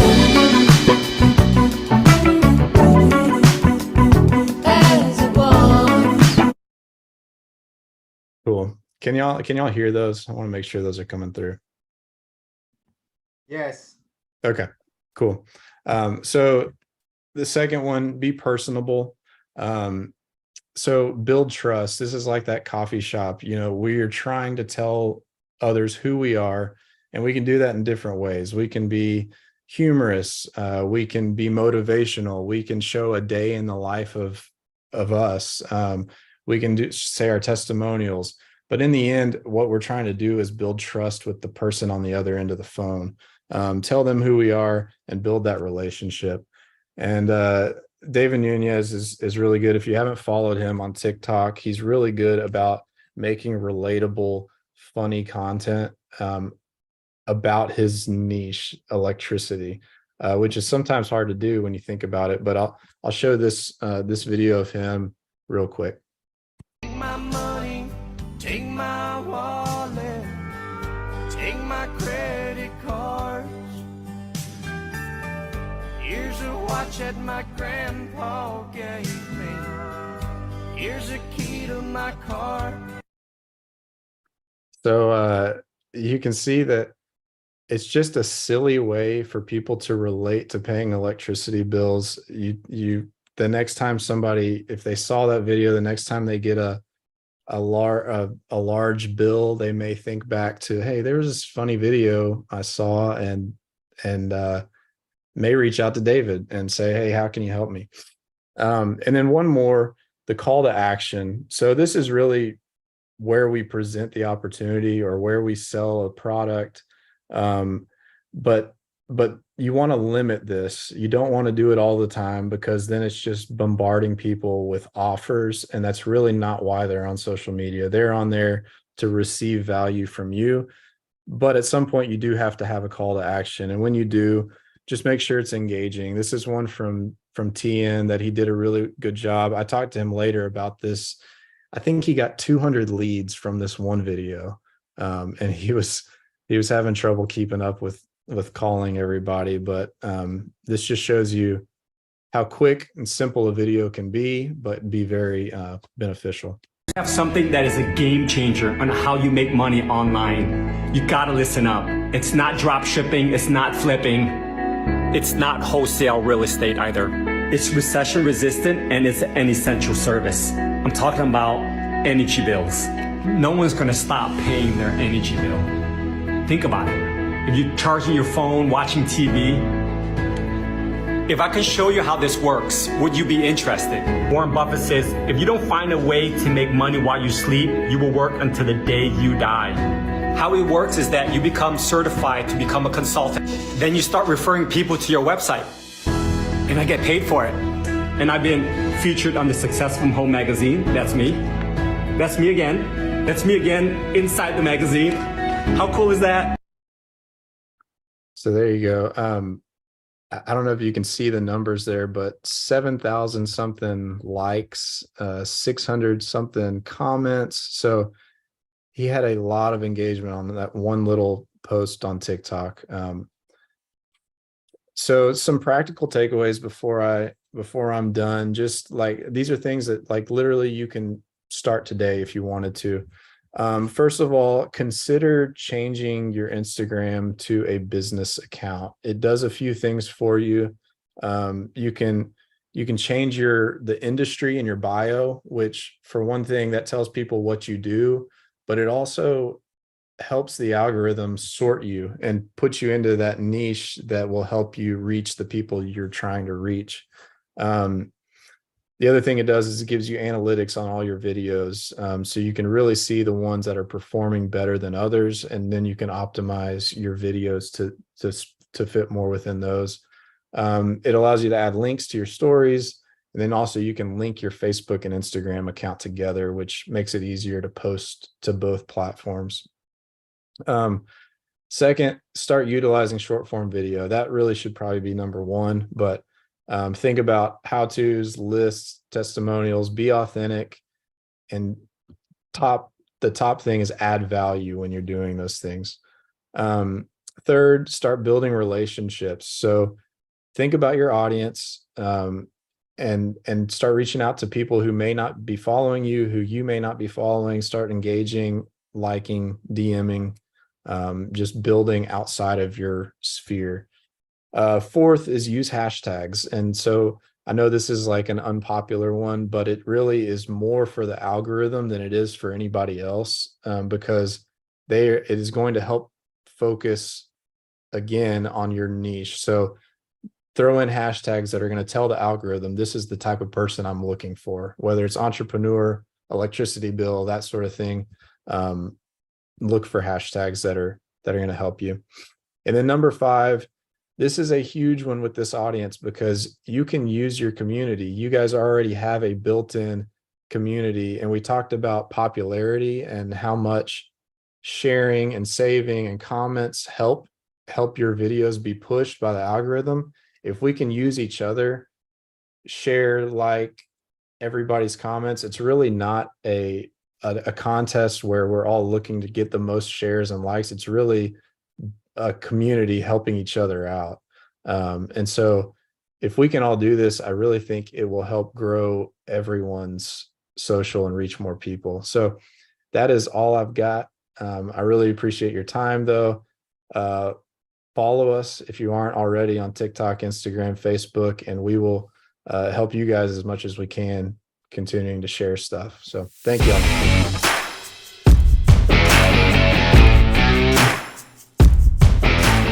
Keep this going. Listen, guys, if you haven't noticed, we are running a little bit over. Apologize for that.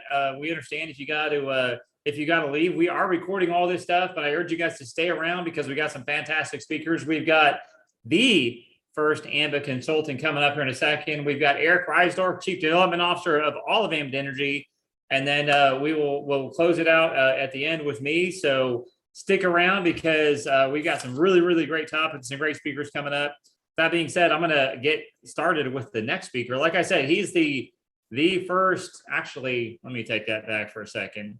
His wife was the very first consultant in all of AMBIT Energy, and she graciously let him put his name on the AMBIT Energy business. We're just messing with you, Frank. So with that being said, we're going to go ahead and get started with Frank here. And it is, he's going to talk about dreams, goals, and plans.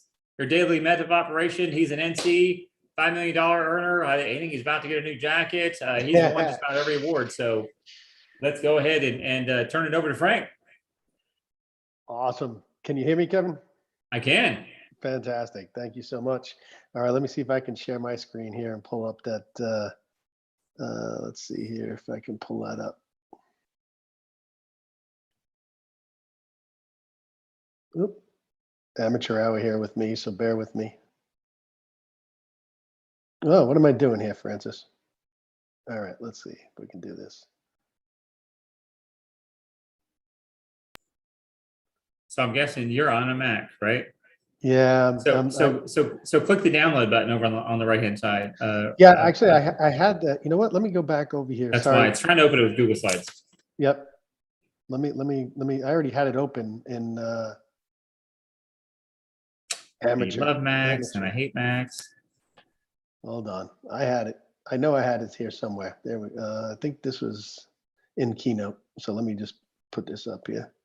There we go. All right. Navigator. Let's play.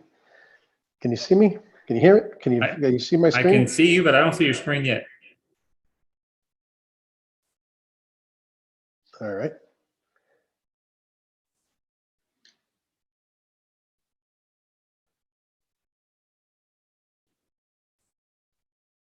I don't know what, it's not working there, Kevin. You want to, Okay, can you? I can share for you. Just tell me, Okay. just tell me when to Yep. click the screen. All right, let me share for you. Awesome. Let me get back so I can make sure that I'm following you along here. All right. Of course. All right, it's all yours. Zoom, oh, fantastic. My Zoom is going crazy on me, so hopefully you can hear me pretty good. So, well, first off, thank you so much. I appreciate the opportunity here. Fantastic job you guys have done as usual. This virtual, I know, is never easy. Never, it's always some bumps in the road. So, but appreciate everything that you've done, and excited to be here and to listen to these incredible speakers that are here sharing with us.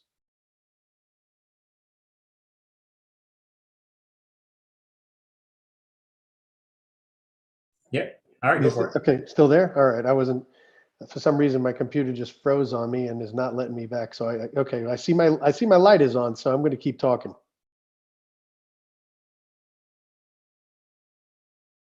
Yeah, you're good. You're on the dream screen. Go for it. Okay. Yeah, I don't see it now. I don't know what's going on here. It's giving me some problems. Sorry about this. Can you show? That's okay. Murphy's Law. If something's going to go Yeah, wrong, just sometimes it will. as I said that, of course, I messed it all up. So I had it. Well, it doesn't help that you're on a Mac. So. Oh man. And I'm all excited to get going here. I have my timer ready to go so that I don't. So if you've got your slides, just go ahead and talk. I'll just put you on the big screen and just talk There we go. Nope, I'm back. All right, Okay. can you back up one slide? So let me make sure I don't make Rose upset. I put my little put my countdown clock on here, so and get ready to go. All right, let's get going here. So first off, again, thank you so much. Appreciate all you're doing and putting this together. And I'm excited to actually talk a little bit about what I think is very important and what's a trick and some trades that I learned very early on in this business about your daily method of operation. And I'm going to talk a little bit about that. But before I get to that, I believe that there is so many other components that are tied to that before you actually get to your daily method of operation. And I just wanted to go through them real subtly, real briefly, just to kind of explain kind of the thought process as to how I ended up getting to my daily method of operation. And so, you know, I'm a firm believer that everything starts with dreams, right? And so dreams are the fuel that drives us to achieve more in life. They give us a sense of purpose and direction, and they can inspire us to be a better version of ourselves, as you heard some of the speakers talking about earlier. And so, you know, one of the important aspects, you know, I believe, is you have to have an end in mind, right? And your dream is that end. How do you want to live your life? Where do you want to live? You know, what are the things that are important to you? So what is your dream? I think everybody needs to really just think about, what is your dream? You hear about your why, and you hear about talking about your why, but you know, what's your dream? What is it that you want to achieve in life? What is it that you want for your family, for your relationships, for your financial capabilities? You know, my dream was very simple when I first started this business. It was financial freedom, it was time freedom, and it was to be able to help others to achieve the both freedoms. That was it. That was the concept of how I designed and thought about my dreams. But you know, a lot of people just stay at and get stuck at that dream stage. They never really take it to what's super important, which is the next phase, which is getting into your goals. And so, you know, I'm a firm believer that if you don't write down what it is that you want to achieve, you can visualize your dreams, but if you don't write down what you want to achieve, and don't set these goals, I mean, that's to me is the death knell of success, is because you have to have a target. You have to understand where you want to go. And you see, goals, set clear and specific goals, and essential for turning dreams into reality. Goals help us focus our energy and efforts towards achieving what we desire. And most importantly, achieving goals gives us a sense of accomplishment and boosts our confidence. You think about this, there's three types of goals: short-term, long-term, and midterm, right? Or short-term, midterm, and long-term. And a lot of people have a tendency, they have these big audacious goals, right? And yet they don't break them down into smaller parts. They don't have those successes. And so they get disenfranchised, they get upset because they never celebrate those successes. And so it's important to set those goals, but it's important to also make sure that when you achieve those goals, as you heard earlier, is to celebrate those goals, right? And so now you've set this goal, right? You're all set. You've thought about it. Now you've got to say, okay, what do I got to do now? Now you got to get into the planning stage. And the planning stage is, I feel, the critical component of doing this, is creating a plan. I like to call it the roadmap. It guides us towards achieving our goals. It's a strategy and actions that individuals take to achieve those goals. And if you have a well-defined plan, it can help individuals stay organized and track their progress. See, the problem with a lot of people is they don't have that roadmap. They kind of they got the dream and then they have some goals, but they never actually put it down to writing. And by never putting it down to writing, it allows you to just kind of go all over the map, and you're never consistent, and you never know where you're really at. Dreams, goals, and plans are interconnected and essential for achieving success and personal fulfillment. You see, by setting clear goals and creating detailed plans, you can move closer to realizing your dreams and living a fulfilled life. And there are three elements that are required to do that. So number one, discipline. Number two, action. And number three, consistency. In the military, we have something that we call standard operating procedures, and that's kind of what I'll talk a little bit about on the DMO. But the first thing is discipline. Every day you have to do something. I'll talk about that in a moment. But discipline is the key, because there's days that you don't want to do it. I was listening to a podcast by a former Navy SEAL and Jocko Willink. And one of the things that he talked about is the difference between successful people and unsuccessful people is the successful people are disciplined. They're going to do something no matter how they feel, no matter what's going on in their life. They're going to make sure they're disciplined, because excitement and enthusiasm can only get you so far. But you have to have the discipline. He talked about how he gets up every single morning at 4:30, and he has his routine, he has his plan. And every day, even when he's not feeling good, he gets up, he's got discipline. And I think that's one of the elements that we can all share, that we can all utilize, so that when we're out there, we're doing something, we're staying disciplined, even on the days that we don't feel like doing something, which happens, right? Number two is action. This business requires action. You can't come into this business and expect to have success by not doing something. I've been fortunate enough, as Kevin mentioned, the first consultant, or 1A, as I like to refer to myself. And, it required action. It required talking to people, bringing them in. I was very lucky in the beginning to be able to have some incredible people. Obviously, our former chief marketing officer would do all my presentations in the very, very beginning, but it required action. It required me picking up the phone and talking to people. And it's just like today. I was listening to Brandon before, and social media scares me. I'm going to be very honest with everybody. Social media scares me. And I think a lot of people don't want to acknowledge that, but I know I have to get involved in social media. I see that as the future. I took my snapshots of what Brandon was talking about, and I believe that that is the future of our business, is making sure. So I have to now put that in action. I have to now go and do some of the things that Brandon shared with us to go out there and to be successful in this business. And one of the things that he talked about was consistency, creating that schedule.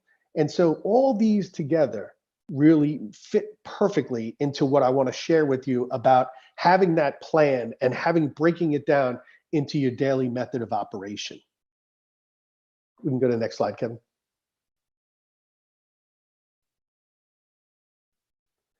And so daily method of operation specifically towards Ambit, right? What are the two things that we do? We gather a handful of loyal customers, people we know, love, and trust. And number two, we help others do the same. So you should always be thinking about growth. And again, this daily method of operation is functioned and formed around what we should be doing as Ambit consultants. Because there's other elements that you can use a DMO for. It's a routine and it can work in anything that you want, as long as you apply it and are consistent with it and disciplined and take massive action. But the things that we need to focus on within Ambit is we want to talk about building and growth with consultants. We want to talk about growth with customers. And then we want to talk about growth personally. I was listening to, even David Belmar when he talked about how being a part of Ambit, he's become the best version of himself. And that's exactly what it's all about, is you want to personally grow. And what allows you to do that is having that daily method of operation with keeping the thought process of growth. Everything should be about growth. How can I grow my team? How can I grow my business? How can I grow people? And how can I grow myself to become the best version of me?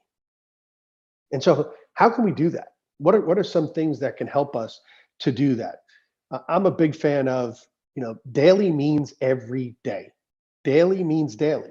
It doesn't mean, John Maxwell talks about, when he talks about his rule of 5 and how he does it every day. Is that Saturday? Yes, that's Saturday. Is it Sunday? It's Sunday. Is it Christmas? It's Christmas. Every day to him, that's discipline. He takes action, he's consistent, and he does his daily routine. He has his rule of 5. So daily means every day. This was a strategy that I learned early on from Darren Hardy, and it's 2 elements that I think are really, really powerful. And it's really allowed me to create that standard operating procedure, that daily method of operation. And they are bookends and MVPs. And so what is a bookend? Well, let me ask you a question. What are the 2 times of the day that we control? 1, when you go to bed. 2, when you wake up. And that's how you can help yourself create a daily routine, is by utilizing that time to either set up or review your day. One of the greatest things that I ever came across was with this Darren Hardy seminar I went to out in California, where we sat down and we talked about how to use bookends to be successful, how to use bookends to really set ourselves up for success, how we can make sure that we can go out there and every day achieve and hit those milestones. I love bookends because it allows me that 5 or 10 minutes to just get in my own zone, relax, think about what I want to do either for that day or what I did that day. And it allows you to gauge where you need to be for the following day, or when you wake up in the morning, say, okay, you know what? Something may have changed because something happened early on. And it allows to create that daily routine. It's so interesting when people start using that.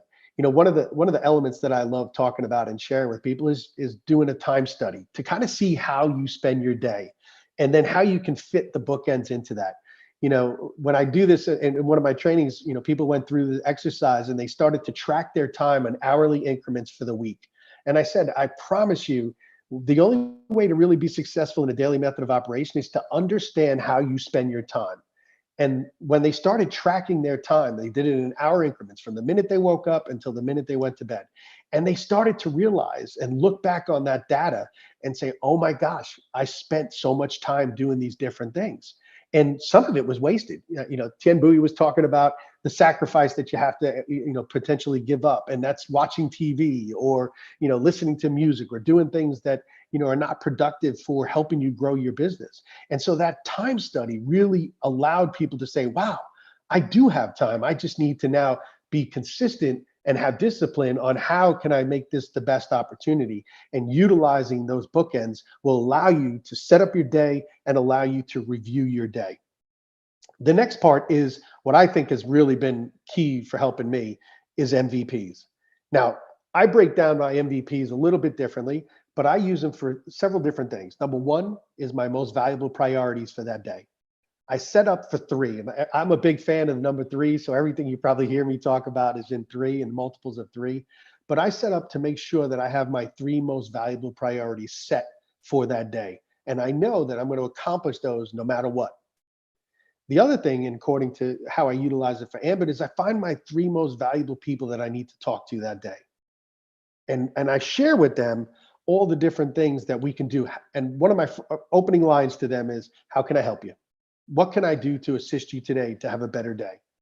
And by doing that, what ends up happening is it allows people to know that I'm here to help them, that the team is going to grow together, that we can all work together. And then I always love making a quick phone call to my 3 MVPs, which are my most valuable performers. Because the beautiful thing about Parazone is it shares and shows you the people that are out there. If you utilize some of the text messaging capabilities, you see who are sponsoring people, you see who's out there building this business and who's having success. And by keeping those MVPs in check for my daily method of operation, I've done simple little tasks all along the days, but it's allowed me to, number one, accomplish my priorities. Number two, recognize my team, the people that are high performers that are out there. And number three is to let people know I'm here to help them as they want to grow their business, because that's the game plan. Remember, daily method of operation is about your growth plan. It's about consistently growing your business, growing your team, and growing yourself. And if you can do that and structure your day around your bookends and structure your day about MVPs, you too can have tremendous and massive success within Ambit. And I started this out with having to make sure that people understand what their dreams are. I'm a firm believer that it starts at your daily method of operation so that it allows you to work on your plans, it allows you to execute and achieve your goals so that one day you can live the life of the dream, live your life of dreams so that you can do the things that Ambit can allow you to do, just like it's allowed me and the countless other leaders that are on here today. So thank you so much. I appreciate getting the opportunity to share with everybody. I look forward to listening to Eric as he comes on. I look forward to listening to you, Kevin. And I'm going to have to say that this has been an exciting day for me. So thank you so much for accommodating me, and thank you to everybody that joined in here today. Thank you. Yes.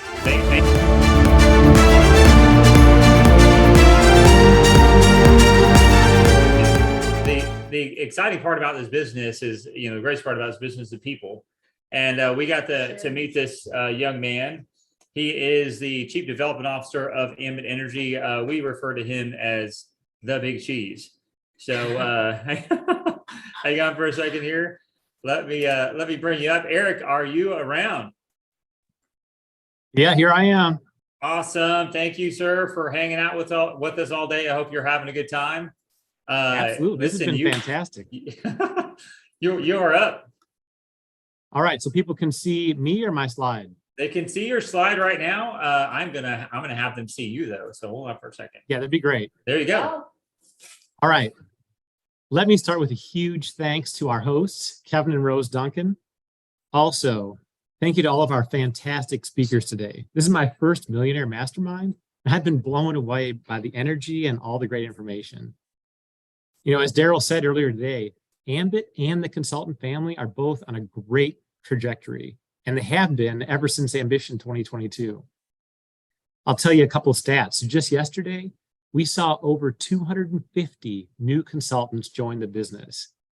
And this past week, nearly 4,000 new customers joined Ambit Energy. These are great figures, by the way. I mean, there's one other fact I'd like to share with you, and Hudson would probably get upset for me sharing so much information, but I got to tell you. So each year, we build a budget that captures what we expect to spend each month, including what we expect to pay to consultants for their activities.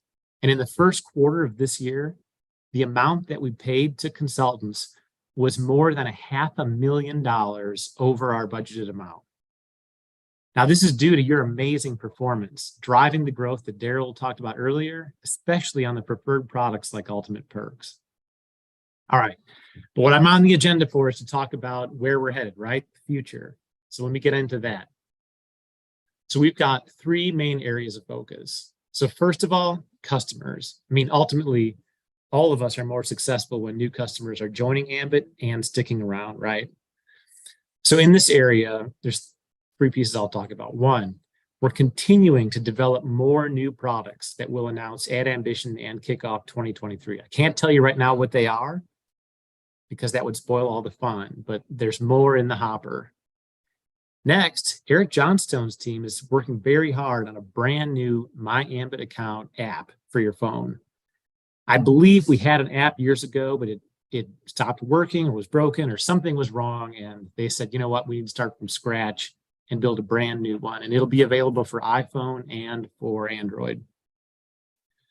So third, we're also working on improving the customer enrollment experience, especially in the digital verification states like Illinois and Ohio, where that's been really challenging lately. So of course, the next area is consultants. You knew this had to be on the list of 3 things, right?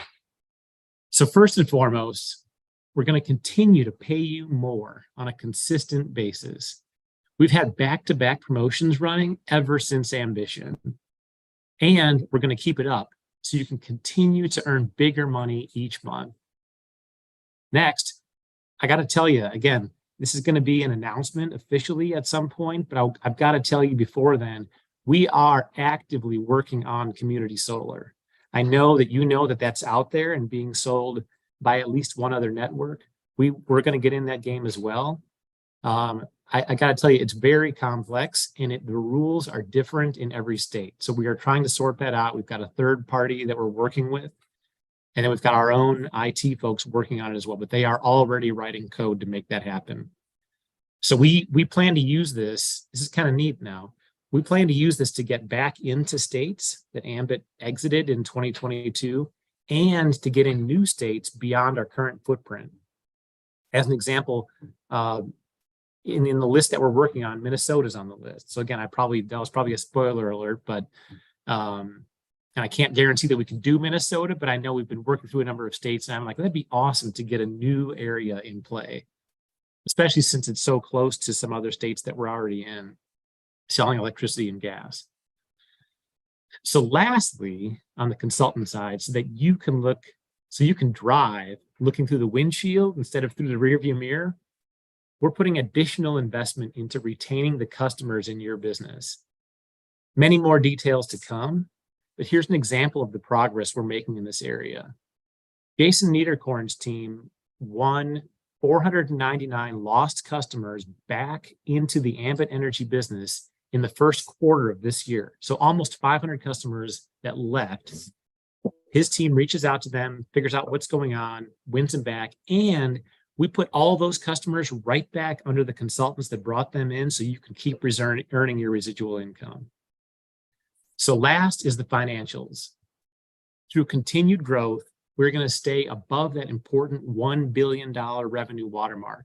And we're going to keep clawing our way up that top 100 list. As you know, I'm a competitive person. I think it's awesome to be 14, but I'd love to be 13, 12, 11, and just keep going. I mean, think about it this way.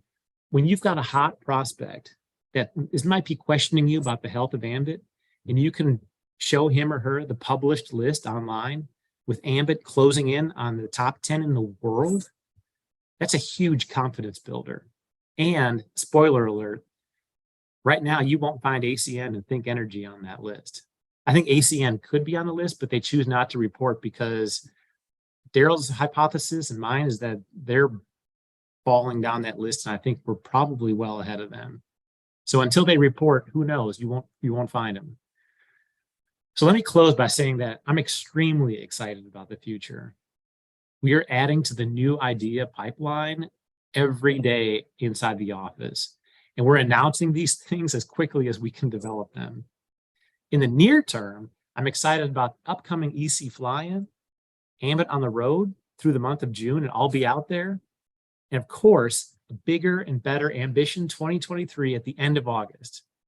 So thank you, everyone. And let me remind you, be bold. I love it. Man, I got goosebumps. You're talking about all this new stuff.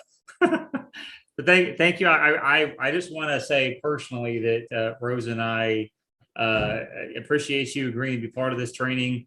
We got up to a kind of a rocky start, and I think we're a little bit over time by about 30 minutes, but it's been fantastic. It's 100% worth it. We had some great topics, some great speakers, and it's about helping this next group of people step up and become successful. So again, thank you very much. And with that being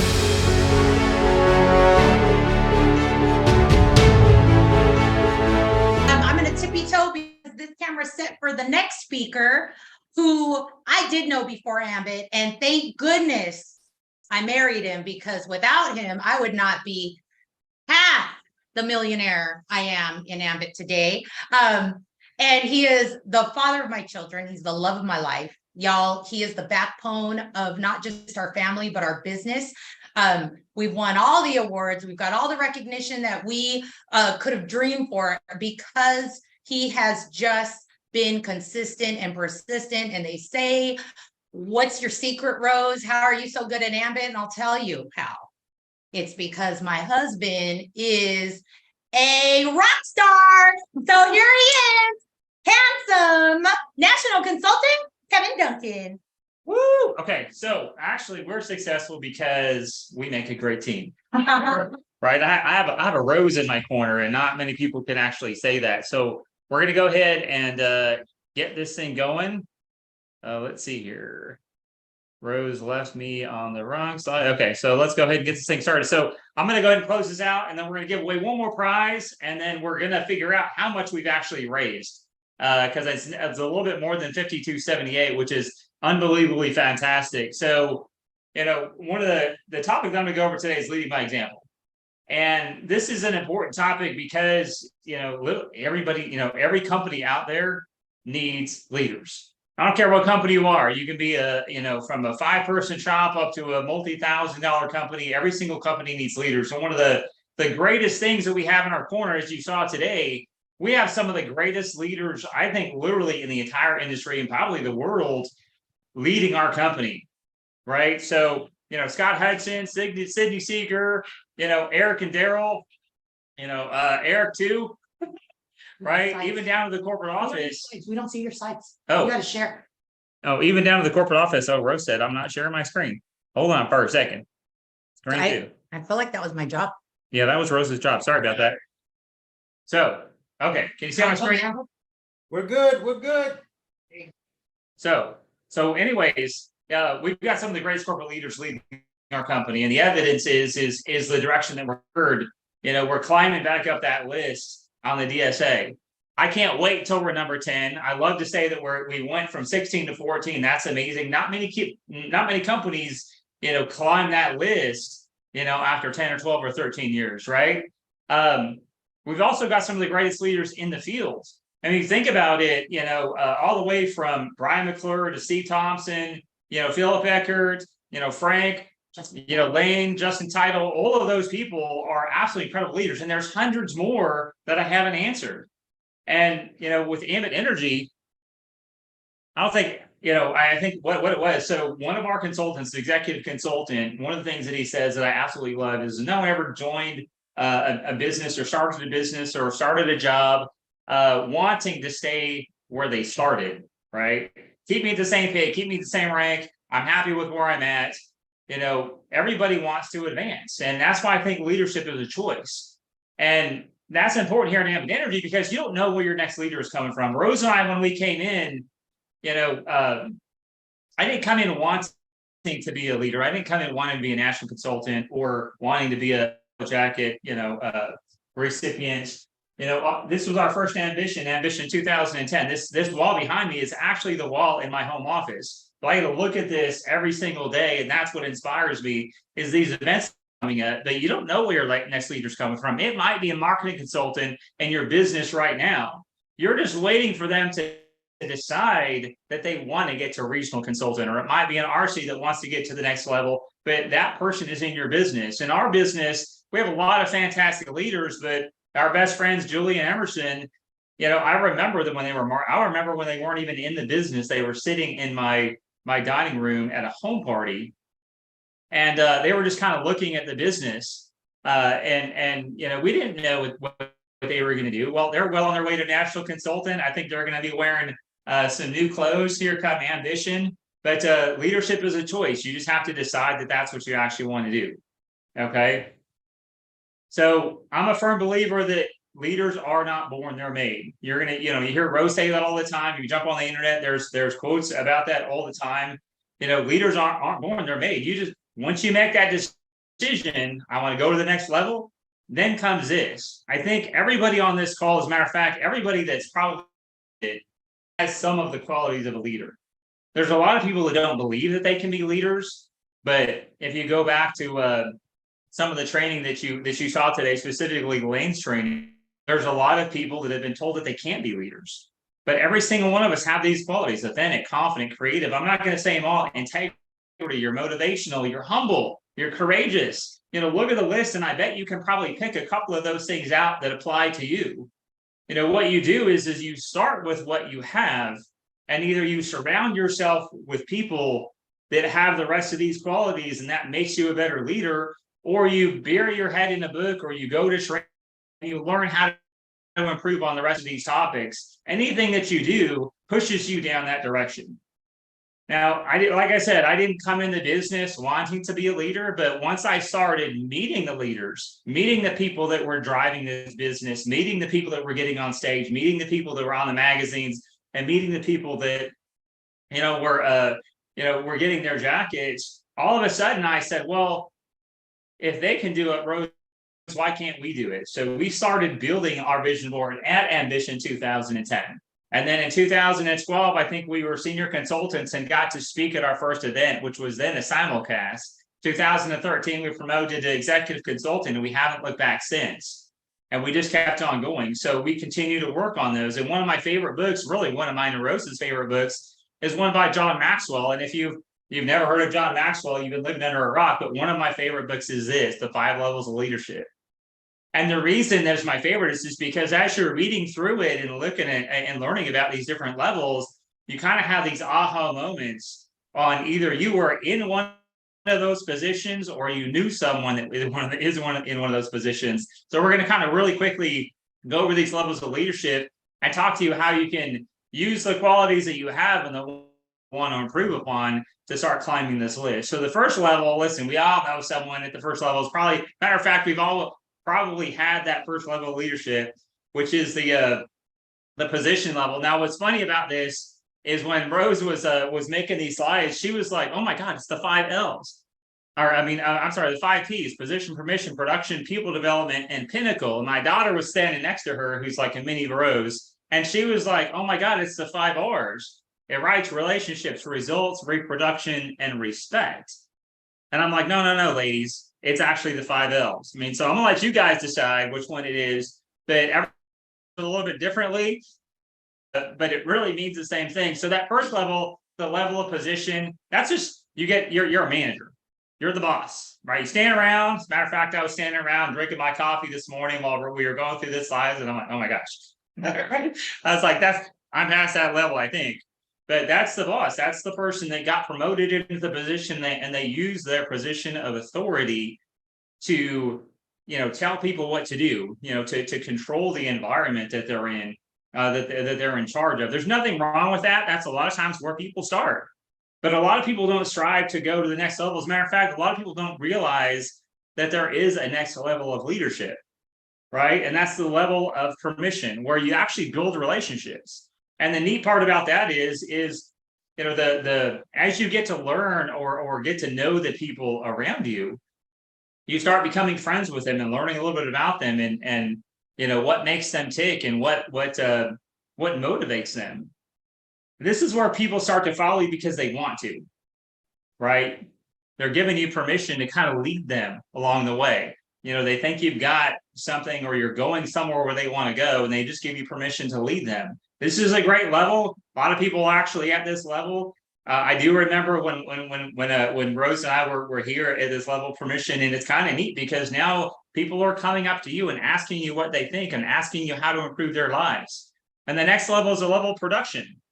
This is a great level, and a lot of people at Ambit I know there are at this level, but this is where people start to follow you because of what you've done for the organization, right? For the business. Man, they see you climbing that ladder. They see you making money. They want to know what you're doing, right? People follow you because of what you've done for the organization. This is a very important level because, listen, when you're at this level, I don't think you even realize that you're so focused on your results and what you're actually doing and where you're going. You're just kind of taking people along with you on your coattails, right? Not even realizing it. The next level is people development. This is the most critical level, I think. Honestly, level 2, 3, and 4, that middle piece, that's really the most important levels for Ambit Energy, because that's where most people kind of maybe they've got the straddle between level 3 and level 4 where you're actually getting results and you're trying to help people duplicate what you just did. But that's the reproduction level. People follow because of what you've done for them. You know, it's one thing to grow a business in ambient energy and promote through all the levels. It's a whole different thing to go back and reach back in your downline and bring people up with you. If you can do that, if you can master that, you can have a business that is going to pay you for generations. You're going to have a business that's going to allow you to take some time off, you know, if you have to for medical reasons, or you just want to go on vacation, because you've got people reproducing, duplicating exactly what you're doing, and they're growing for you. And this next level is the pinnacle level. This is a level of respect. Right? People are going to follow you because of who you are and what you represent. They're not going to follow you for what you can do for them. They're going to follow you because of who you are. And that's an important distinction, because it's very, very important. You know, Jerry Thompson Jr., I think he's one of the only people, or maybe Brian McClure are some of the only people that I think are probably at that level, because they've just helped so many people. And when you're in their presence, you know that it's not about them, it's about you, right? They're concerned about, or they're asking questions about, how can I help you get from where you're at to where I'm at? And that's when you reach the respect level, is when people know that you're genuinely concerned with them. And I love these graphics that Rose put on here, because the guy's you know, he's Superman, but this is the level that you want to attain. And John Maxwell talks about it all the time. He's like, man, I don't even think, even though he's probably the #1 leadership guru in the entire world, even he says, he's like, listen, I don't think I'm even quite there yet. Where, you know, I would say he's probably wrong. I think he has the most respect out of any person that I've ever met in the entire world, with all the books that he's ever written. But, you know, figure out where you're at on these levels, right? Figure out if you're in that level 1 or level 2 or level 3, and then go back to that list of qualities and go, what can I improve, or what can I do to get to that next level? And I guarantee, as you start climbing, people are going to start following you. Your business can start growing. Everybody's going to be getting more excited. And then people are going to be wondering, what are you doing that I need to do? All right. So another thing that I like, another one of John Maxwell's books that I like, is the 21 Irrefutable Laws of Leadership. Now, John Maxwell years ago went back and read that book and recorded it in ambient energy. There's not a company in the history of the world, except for ambient, that John Maxwell has ever endorsed like that, and went back and you know, redid one of his books for that company. And now that says a lot ambient, a lot about the leadership in ambient, right? Kind of back to that leadership. And one of my favorite laws is buying into the law of significance. And this is so important, because when you read this book and you read this law, this one is all about prioritizing and adding value to other people. Now, if you can wrap your head around that and make your business about that, about other people, not what paycheck that they can make you and get into your bank. It's how can I help you make money? How can I help you make your life better? Once you actually start thinking about your business like that, all of a sudden people realize that you care more about them than the check. Well, the check's going to happen anyways. It's the byproduct of it. So you focus on building those relationships and embrace the servant leadership. How can I help you? Seek out opportunities for growth, and you take others to the top with you. This is the most important thing. The top is a lonely place if you're not taking everybody with you, or as many people that want to go as you can, right? You don't want to be alone at the top of a mountain and turn around and figure out that there's no one following you. If you did that, if you look behind you and there's no one following you, then you're doing something wrong. You need to go back to the beginning of level 1 or 2 and start over, right? So the next thing I like to talk about is this is one thing that I thought this was my original idea. I found out that they actually wrote a book on it. So leadership in the corporate world is a little bit different than leadership in ambient energy. In the corporate world, typically you've got to lead from the front, meaning you're a manager, and you got to keep your direct reports, or the people that work for you, you've got to kind of keep them in an arm's length, because you never know, you may end up having to fire them someday, and the worst thing in the world is to have to fire your friends, right? But I call what we do in ambient leading from the middle, because you've got to be down in the trenches with your business partners, right, or your team members, so that you can connect with them on a daily basis, whether it be through meetings or home parties or, going out to dinner, and you're listening to what their concerns are and maybe, what they're struggling with and how you can help them. But you can also influence them with and motivate them, with your successes and your failures. They start to realize that you're not just this person who wears a yellow jacket. You're actually a real person that they can approach and then they can talk to. And when you do that, you inspire them. And then at the end of the day, you get to celebrate with them on their successes, right? And then, listen to some of their failures, but then you celebrate once they overcome that, whether they're trying to promote to the next level, trying to make a certain amount of money every week or every month.